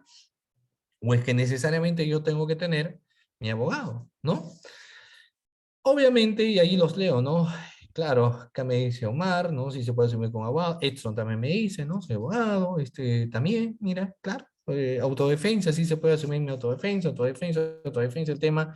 Claro, muy bien. Pero hay que tener en cuenta algo, miren, yo les comento. O sea, claro, no hay ninguna duda de que una persona que ha estudiado pues, derecho, tú puedes asumir tu autodefensa, ¿no? Pero no siempre, yo les comento rapidito un casito. Por ejemplo, en las fiscalías anticorrupción, cuando se ve un proceso de contratación, a veces son investigados abogados también que han ocupado cargos de dirección, ¿no? Abogados que han formado parte, digamos, de la SUNAT, etcétera. Entonces son abogados de esas instituciones, dominan a través del derecho, por ejemplo, el procedimiento administrativo disciplinario, dominan medidas cautelares, pero no dominan pues el proceso penal. Entonces, nuestro ordenamiento jurídico nos señala que por más que es abogado, tampoco lo podemos dejar en indefensión si es que él no domina el sistema procesal penal, no, habrá que explicarle, porque también hay que conocer, pues, como todo, ¿no? Por ejemplo, yo entiendo que la mayoría que en la clase es obviamente penalista, pero imagínate que te llevan un caso en vías de derecho laboral, ¿no? Entonces, necesitamos de una u otra forma de un especialista en la materia, el derecho laboral, para que no después algunas pinceladas de lo que ellos suelen verlo, ¿no? Que eso obviamente resulta siendo lo ideal. Entonces, fíjense ustedes, miren que la autodefensa tiene a bien de tener también límites, hay que ver si la persona se puede autodefender, ¿no? Ahora, ¿hasta dónde son los límites? Bueno, hay que ver, por lo general, es solamente hasta la etapa de investigación preparatoria, porque tampoco en la etapa intermedia el juez tiene todo ya en ese momento la potestad de decirle, ¿sabes qué? Vas a tener un abogado que te defienda ya en este estadio procesal. Si no es el caso, voy a notificar, ¿no?, a la defensa pública a través de su coordinación para que tengan un defensor público. En el caso que tú no tengas un abogado, va a tener que asumir tu autodefensa, pero tu defensa. Pero yo quiero asumir mi autodefensa. No, igual los estadios procesales son diferentes, lo habrás podido hecho a través de investigación preparatoria, pero acá en etapa intermedia y ni qué decir pues en la etapa de juicio oral, naturalmente uno, por más que eres un abogado, tienes que tener pues tu abogado de tu libre elección, ¿no? Bueno, no hay mucho problema ahí, ¿cierto?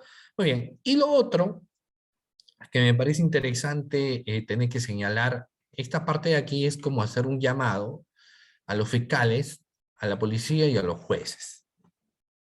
Y se hace llamado a estos sujetos procesales para que ellos tengan que hacer saber al imputado, nos dice, de manera inmediata y comprensible. Esto es algo bastante importante, porque seguramente de nosotros como abogados lanzamos un término y pues bueno, ¿no? Somos abogados y conocemos de una u otra forma, tenemos nociones, tenemos referencias, ya dominamos el término, dominamos las instituciones, Entonces se nos es más sencillo la interpretación. Pero imagínate a alguien que no es abogado, tiene otra carrera, otro oficio, o sencillamente es una persona que no ha estudiado. Entonces, naturalmente, cuando tú le explicas de una manera como si ya supiera o debería él saber, termina confundiéndose, ¿no? Entonces, el segundo párrafo del artículo 71 dice, oiga, tú señor policía, tu señor juez y tu señor fiscal, tiene que hacerle saber al imputado rápidamente, pero comprensible, para que entienda, ¿no? Para que entienda que tenga todos los derechos que ya hace un momento pues lo han señalado, ¿no? Conocer los cargos formulados en tu contra, designar a una persona de institución, ser asistido por un abogado, abstenerse de declarar, ¿no? Que no se empleen contra medios coactivos, o si se encuentra mal de salud, ser examinado por un médico legista. Todos estos derechos los tiene, se entiende, la persona imputada, estimados doctores, ¿ya? Muy bien. Abogado defensor, corremos acá, corremos también la actividad procesal, las diligencias preliminares. Muy bien. El artículo 330, doctores, si nosotros nos remontamos acá, ¿no? Dentro de nuestro Código Procesal Penal, han dicho que ustedes ahorita tienen a la mano su Código Procesal Penal, entonces nos vamos a ir, doctores, al artículo 330, ¿ya? Nos ubicamos en el artículo 330 de nuestro Código Procesal Penal, que hace referencia, obviamente, a lo que vienen a ser las diligencias preliminares, ¿no? Diligencias preliminares. Vamos a ver ahí una cuestión bastante importante sobre las diligencias preliminares. Primero, ¿cuál es la naturaleza de las diligencias preliminares? ¿Qué finalidad, doctores, tienen las diligencias preliminares? Ya nosotros sabemos realizar actos urgentes e inaplazables, ¿no? Y lo urgente es lo inmediato, pues. Lo urgente es aquello que tenemos que desarrollarlo ahora, no podemos dejarlo para mañana, ¿no? Y lo que son inaplazables hace referencia a un tiempo, a una duración. No es que el proceso de investigación, como antes, uno podía investigar un caso todo el tiempo que quería, ¿no? Ahora no, ahora se entiende que tenemos tiempos procesales y si nos pasamos de dicho tiempo, ¿a qué institución recorremos, doctores? Pregunta en la clase. Si el fiscal, por ejemplo, tiene una investigación, caso simple, ¿no? Más de 120 días, 190, por ejemplo, ¿a qué institución recorremos? Si el fiscal había designado el caso complejo, 8 meses, pero el fiscal ya lleva 10 meses de investigación. Entonces, obviamente, si el caso, ¿cierto? Ya se ha excedido en el tiempo, entonces podemos recurrir a una institución tan importante que usted ya lo ha manifestado como viene a ser la institución de control de plazo, ¿no?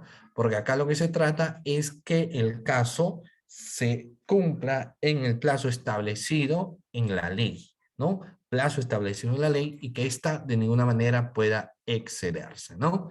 Eso viene a ser ahí. Sobre esto les voy a dar un ejemplo rapidito. Miren, ustedes van a hacer el papel de fiscales, ¿no? Y algo que yo recuerdo que decía, la esencia de un fiscal es tener el instinto de investigador. Y los textos señalan, doctores, que absolutamente todas las personas, todos nosotros investigamos, ¿no? Solamente que a veces hay que investigar cuando exista pues necesariamente una motivación para poder hacerlo y si no nos encontramos motivados para investigar, sencillamente no lo realizamos, ¿no? Entonces tiene que existir naturalmente una motivación para poder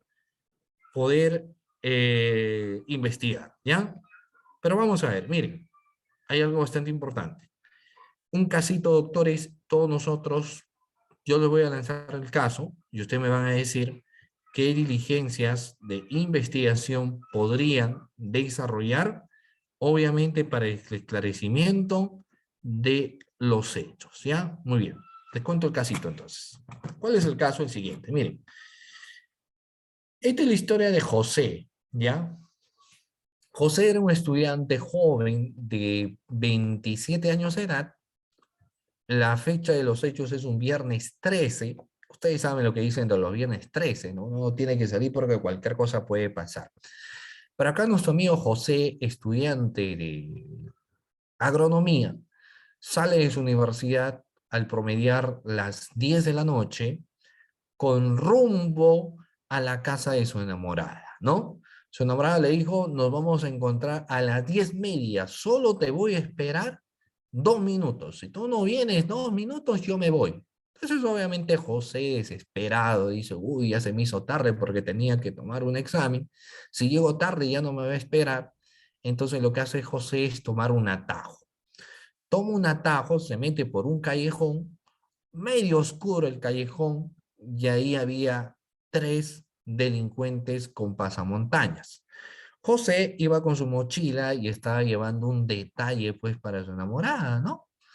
Entonces, cuando está yendo, José es intervenido por estos delincuentes, quienes quieren quitarle su mochila.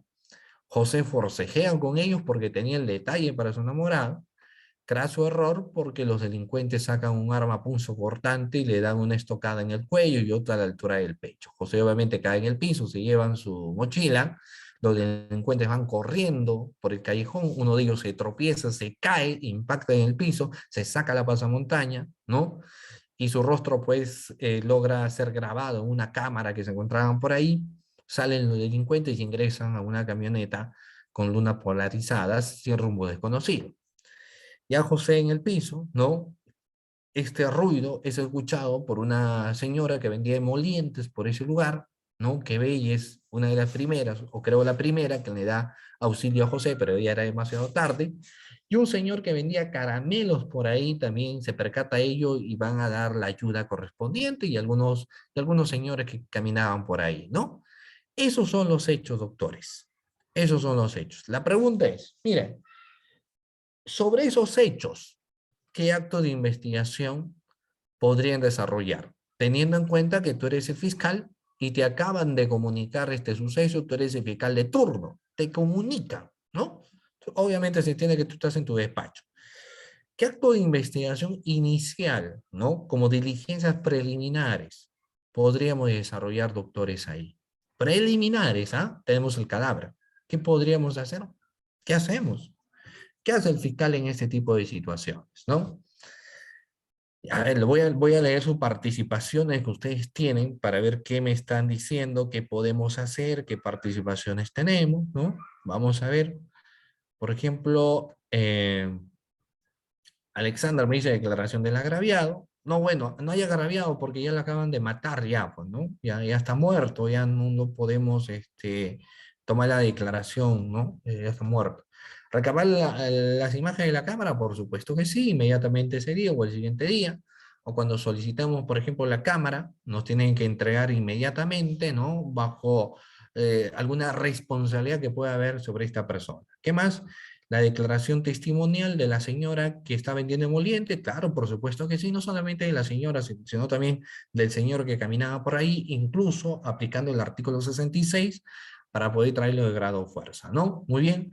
Luego también, acá, bueno, declaración de declaraciones, cadena de custodia, perfecto, pero acá, ¿qué es lo que hace el fiscal? ¿Va solo el fiscal o el fiscal con quién tiene que ir, doctores?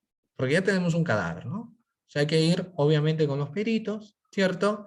Hay que ir con la policía especialista en criminología para lo que se llama cercar la escena del delito, ¿no? Cercamos la escena del delito, ¿para qué, doctores? Se cerca la escena del delito para que no se conta, para que no se contamine, para que no se contamine, no se acercamos, nadie se acerca. Ustedes han visto que los especialistas en criminología lo que hacen es decir, no toques el cadáver, ellos sacan una especie de una tiza y ponen ahí, ¿no? Cómo encontrarlo el cadáver, ponen los números y ahí empieza el recojo de evidencia. Si hay sangre, si hay un cuchillo, si encontramos alguna ropa, todo se entiende, ¿no? Por ese lado donde ha sucedido y periféricos también.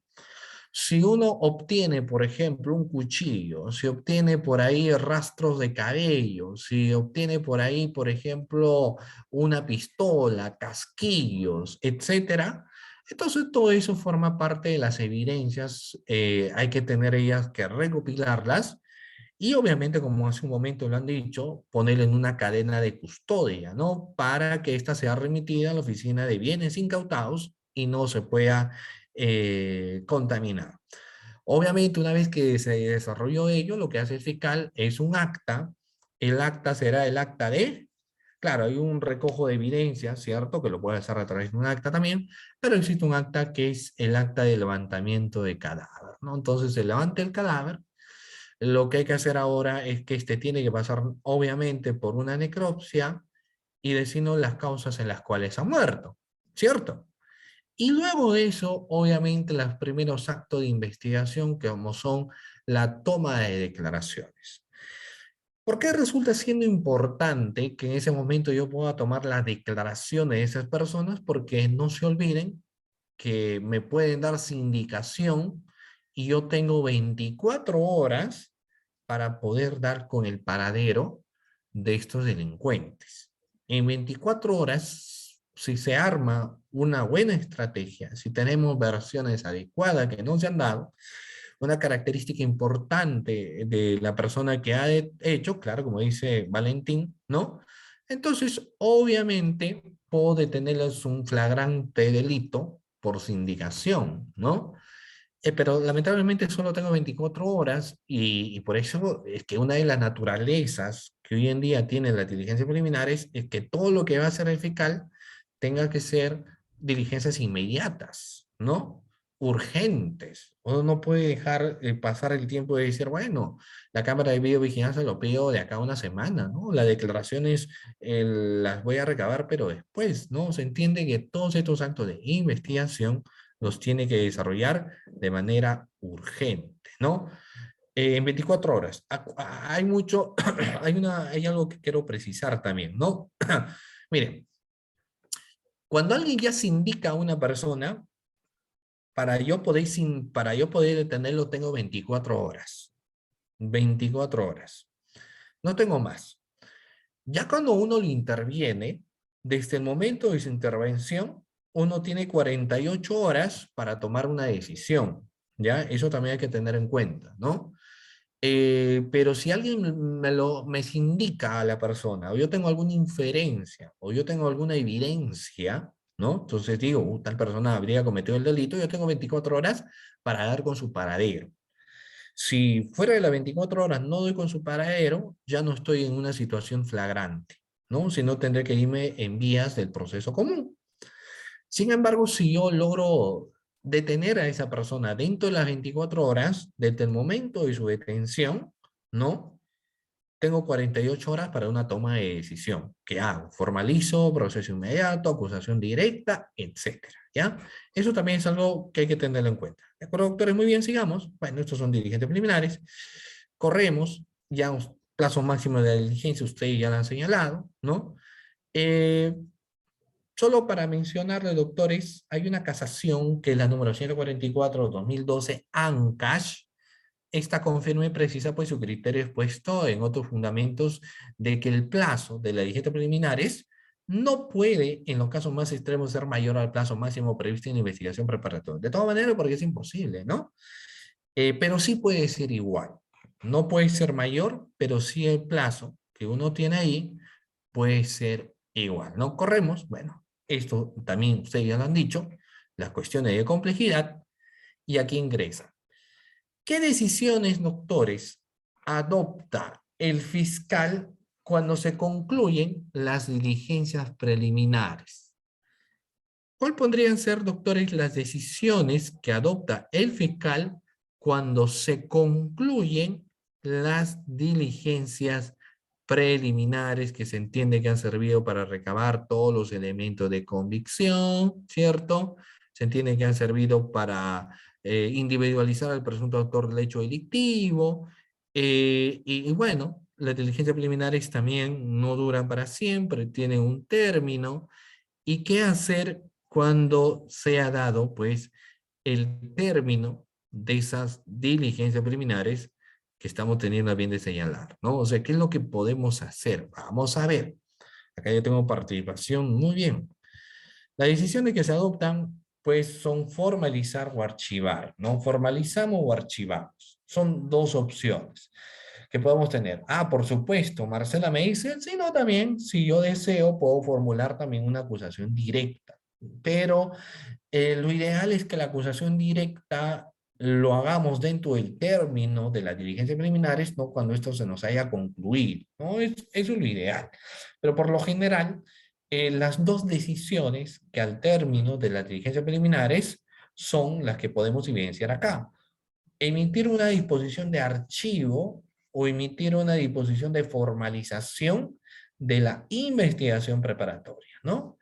Para ello, miren, vamos a ver acá algunas cuestiones. ¿Cuándo procede el archivo? ¿No? O sea, ¿cuándo decimos este caso hay que archivar? ¿Cuándo uno archiva? Vamos a ver, porque no es que a uno le nazca y diga, mira, este caso yo creo que lo voy a archivar, ¿no? Sino que existe causales de procedencia y el fundamento legal, doctores, es el artículo 334 del Código Procesal Penal. Primero, cuando el hecho no constituye delito. ¿Qué significa? Que el caso es atípico.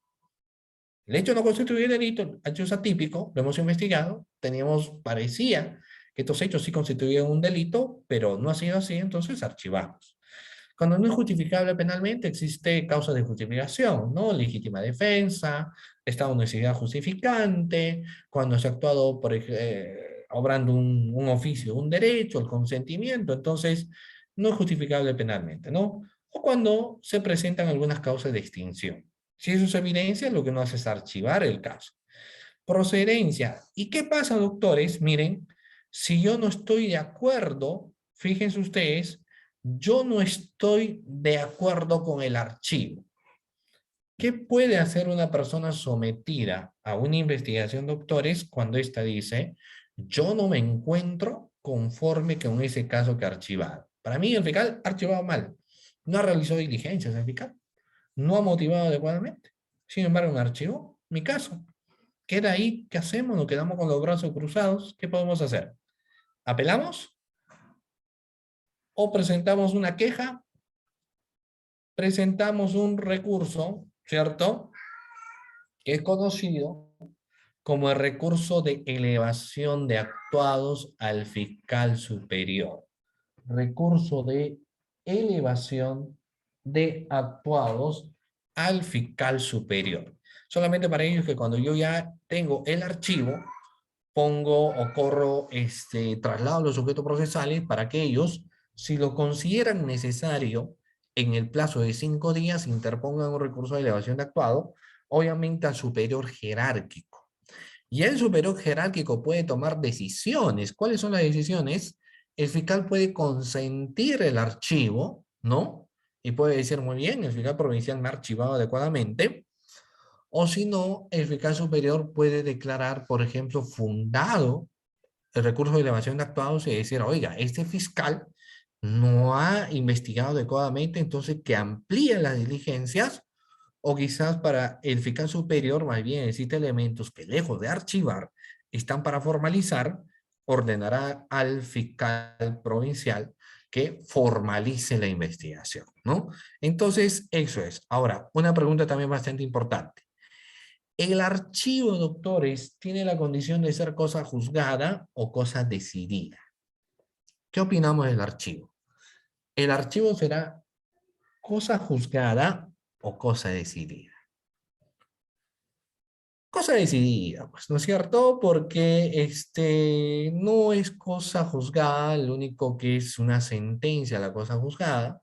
En cambio, un archivo es una cosa que decide el fiscal, no existe una audiencia de archivo, y como toda decisión del fiscal, esta se puede reabrir naturalmente si más adelante uno se da cuenta que existen nuevos elementos para poder reabrir el proceso de investigación, ¿no? Si es el caso, entonces podemos hacer, ¿ya? Oye, y luego ingresa pues en la etapa de formalización de investigación preparatoria, ¿no? Ahora, antes que me olvidaba, también sabemos que uno archiva el caso porque uno puede empezar una investigación no teniendo todavía individualizado al autor o los presuntos autores del hecho delictivo, pero a medida que vamos investigando, queremos decir, pero ¿quién habrá sido? Por ejemplo, en el caso que yo les cuento, ¿no? En el caso que yo les comento a ustedes, doctores, puede darse la siguiente situación, ¿no? Que lamentablemente quizás el fiscal no desarrolle actuaciones adecuadas en su momento.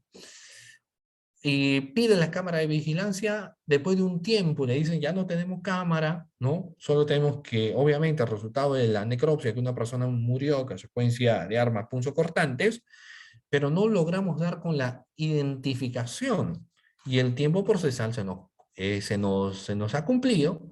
Entonces, como no logramos identificar al autor o los presuntos autores del hecho delictivo, no tendremos más remedio, lamentablemente, que tener que archivar, ¿no? Entonces, ¿por qué? Porque uno no puede formalizar la investigación preparatoria contra los LQR, ¿no? Necesariamente tengo que individualizarlo, ¿ya? ¿Y por qué? Porque la etapa de formalización de investigación preparatoria del artículo 336 necesita para su procedencia tener que haber individualizado al presunto autor del hecho delictivo, ¿no? Muy bien. Antes de continuar, doctores, esto de acá, ustedes han leído el acuerdo plenario de la sospecha. ¿Ustedes se recuerdan, doctores, el acuerdo plenario 1/2017? ¿Se recuerdan, doctores, ese acuerdo plenario? La 1/2017, acuerdo plenario, ¿no? Acá tenemos, mira. Ese acuerdo plenario 1/2017, doctores, nos habla de las sospechas, de los niveles de sospecha, ¿no? Y esas sospechas tienen pues un estándar, doctores. ¿Qué sospecha conocen ustedes, doctores? ¿De qué sospecha hablamos? ¿Cuáles vendrán a ser los niveles de sospecha? A ver, participación de la clase, ¿no? Participación de la clase. ¿Qué sospechas conocen ustedes, doctores? ¿Qué sospechas podemos señalar? ¿Qué sospechas podemos ver? ¿No? ¿Qué tipo de sospechas procesalmente hablando nosotros pues lo conocemos, ¿no? Vamos a ver ahí, ¿no? Inicial, reveladora, suficiente, etcétera, porque claro, naturalmente es importante hacer mención a los tipos de sospecha que nosotros podamos tener, ¿no? Las cuestiones de sospecha que nosotros verificamos, que vemos, que analizamos, es importante. Muy bien, ahí tengo todas sus participaciones, doctores, ¿no? Tengo todas sus participaciones, ¿ya? Muy bien. Fíjense, vamos a ver, miren, en base al acuerdo plenario, estos son los tipos de sospecha. ¿Cuáles vienen a ser? Los tenemos acá. Para empezar una investigación, doctores, ¿qué tipo de sospecha nos dicen?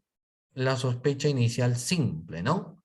Para aperturar una investigación, el tipo de sospecha es sospecha inicial simple.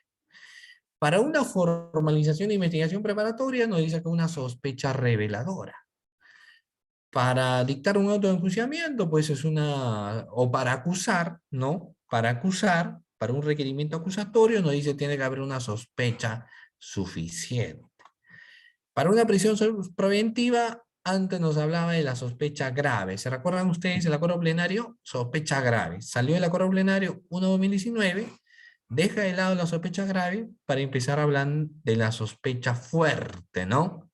Muchos todavía decían en qué consiste la sospecha fuerte. Y la sentencia se entiende que tiene que haber ya una certeza de los hechos más allá de la existencia de toda duda razonable, ¿no? Pero acá, en lo que yo les señalo, ¿no? No son las únicas sospechas. Por ejemplo, para una detención preliminar, pregunta la clase. A ver, ¿quién me dice? Para una detención preliminar, doctores, ¿qué tipo de sospecha se habla? Para una detención preliminar. Pregunta la clase. A ver, acá hemos hablado, pero no son las únicas, obviamente. Y el acuerdo plenario 1/2017 me hace mención también para una detención preliminar. ¿Qué sospecha se requiere, doctores?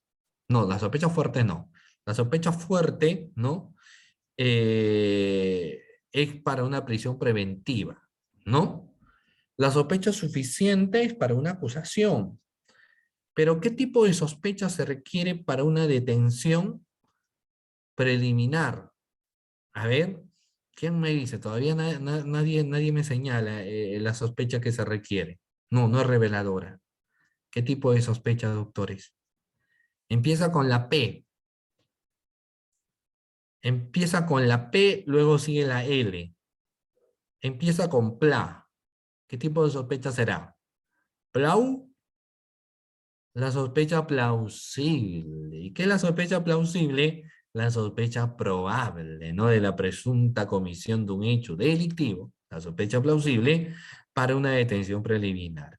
Y obviamente esa sospecha plausible o probable se encuentra en el Código Procesal Penal, porque nos dice que para una detención preliminar se necesita indicios probables, ¿no? Una sospecha probable o plausible, probable, solo que claro, el término cuando uno lo pone plausible dice, ¿qué será plausible? No, no es otra cosa pues que viene a ser probable, ¿no? A eso nos hace referencia. Probable, plausible, ¿no?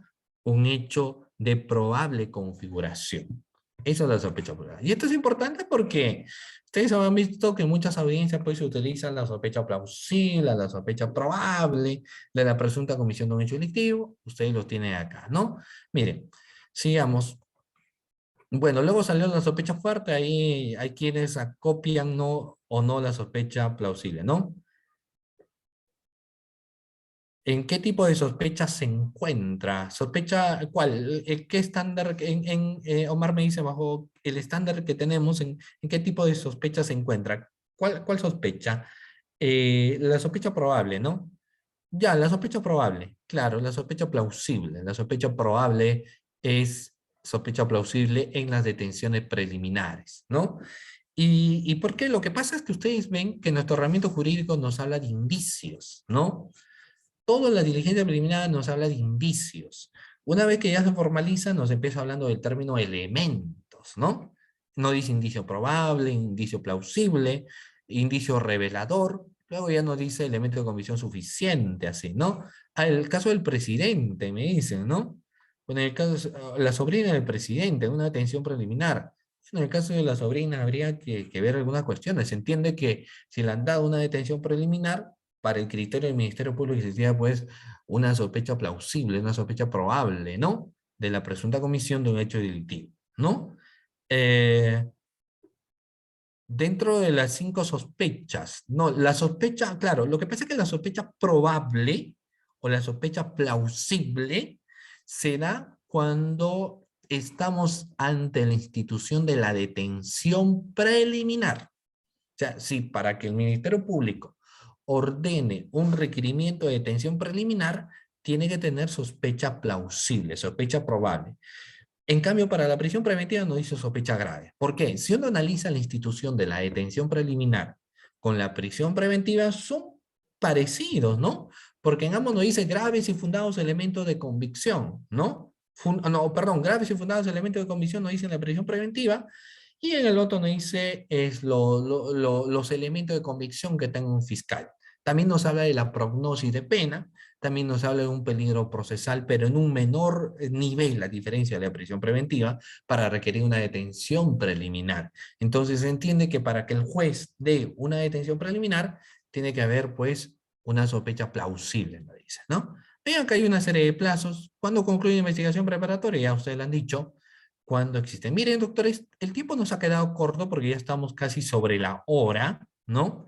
Lo otro estaba en que estos, seguramente vamos a tener otra clase, ¿no? Porque fíjense, sin darnos cuenta, ya estamos las 10, pero ya vamos a tener, entiendo yo, otras clases, sobre todo para poder reforzar más lo que son las salidas alternativas a los mecanismos de simplificación procesal, ¿no? Que son también elementos muy importantes que debemos tener en cuenta. Lamentablemente, como dice la canción, nada dura para siempre, todo tiene su final. Llegamos a la parte final de la clase, ¿ya? Pero antes de cerrar nuestra clase, yo les voy a invitar, doctores, todavía es temprano, que enciendan su cámara. A ver, enciendan su cámara, estimados doctores, para la foto de recuerdo, ¿no? Para la foto final, para ver si están presentes, quizás no se encuentren, no lo sé, ¿no? No importa si estás ahorita en el gimnasio, si ahorita te estás preparando para ir, ¿no? Encienda tu cámara para perenizar, pues, este momento con cada uno de ustedes. Ya estamos con tiempo cumplido, ¿no? Ahí ya los puedo visualizar, los puedo ver, y bueno, doctores, realmente agradecerles en primer lugar a CEFOCAP por la cordial invitación, y agradecerles también, doctores, a cada uno de ustedes que han estado presentes en esta sesión de clase. Muchísimas gracias. Cuídense muchísimo, doctores, todo corazón. Dios mediante, espero verlos en una próxima oportunidad. siendo exactamente horas cumplidas. Nos vemos en otra ocasión. Muy buenas noches, estimados doctores. Cuídense muchísimo. Buenas noches con todos ustedes.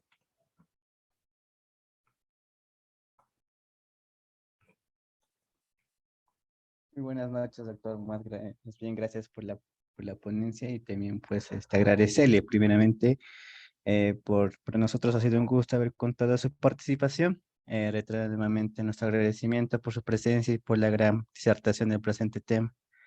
Y esperamos que nuestros participantes hayan logrado superar sus expectativas y del mismo modo haber aclarado algunas dudas que tenían respecto al tema. Muchísimas gracias, doctor, y nos estaremos viendo en nuestras próximas secciones. Gracias, doctor.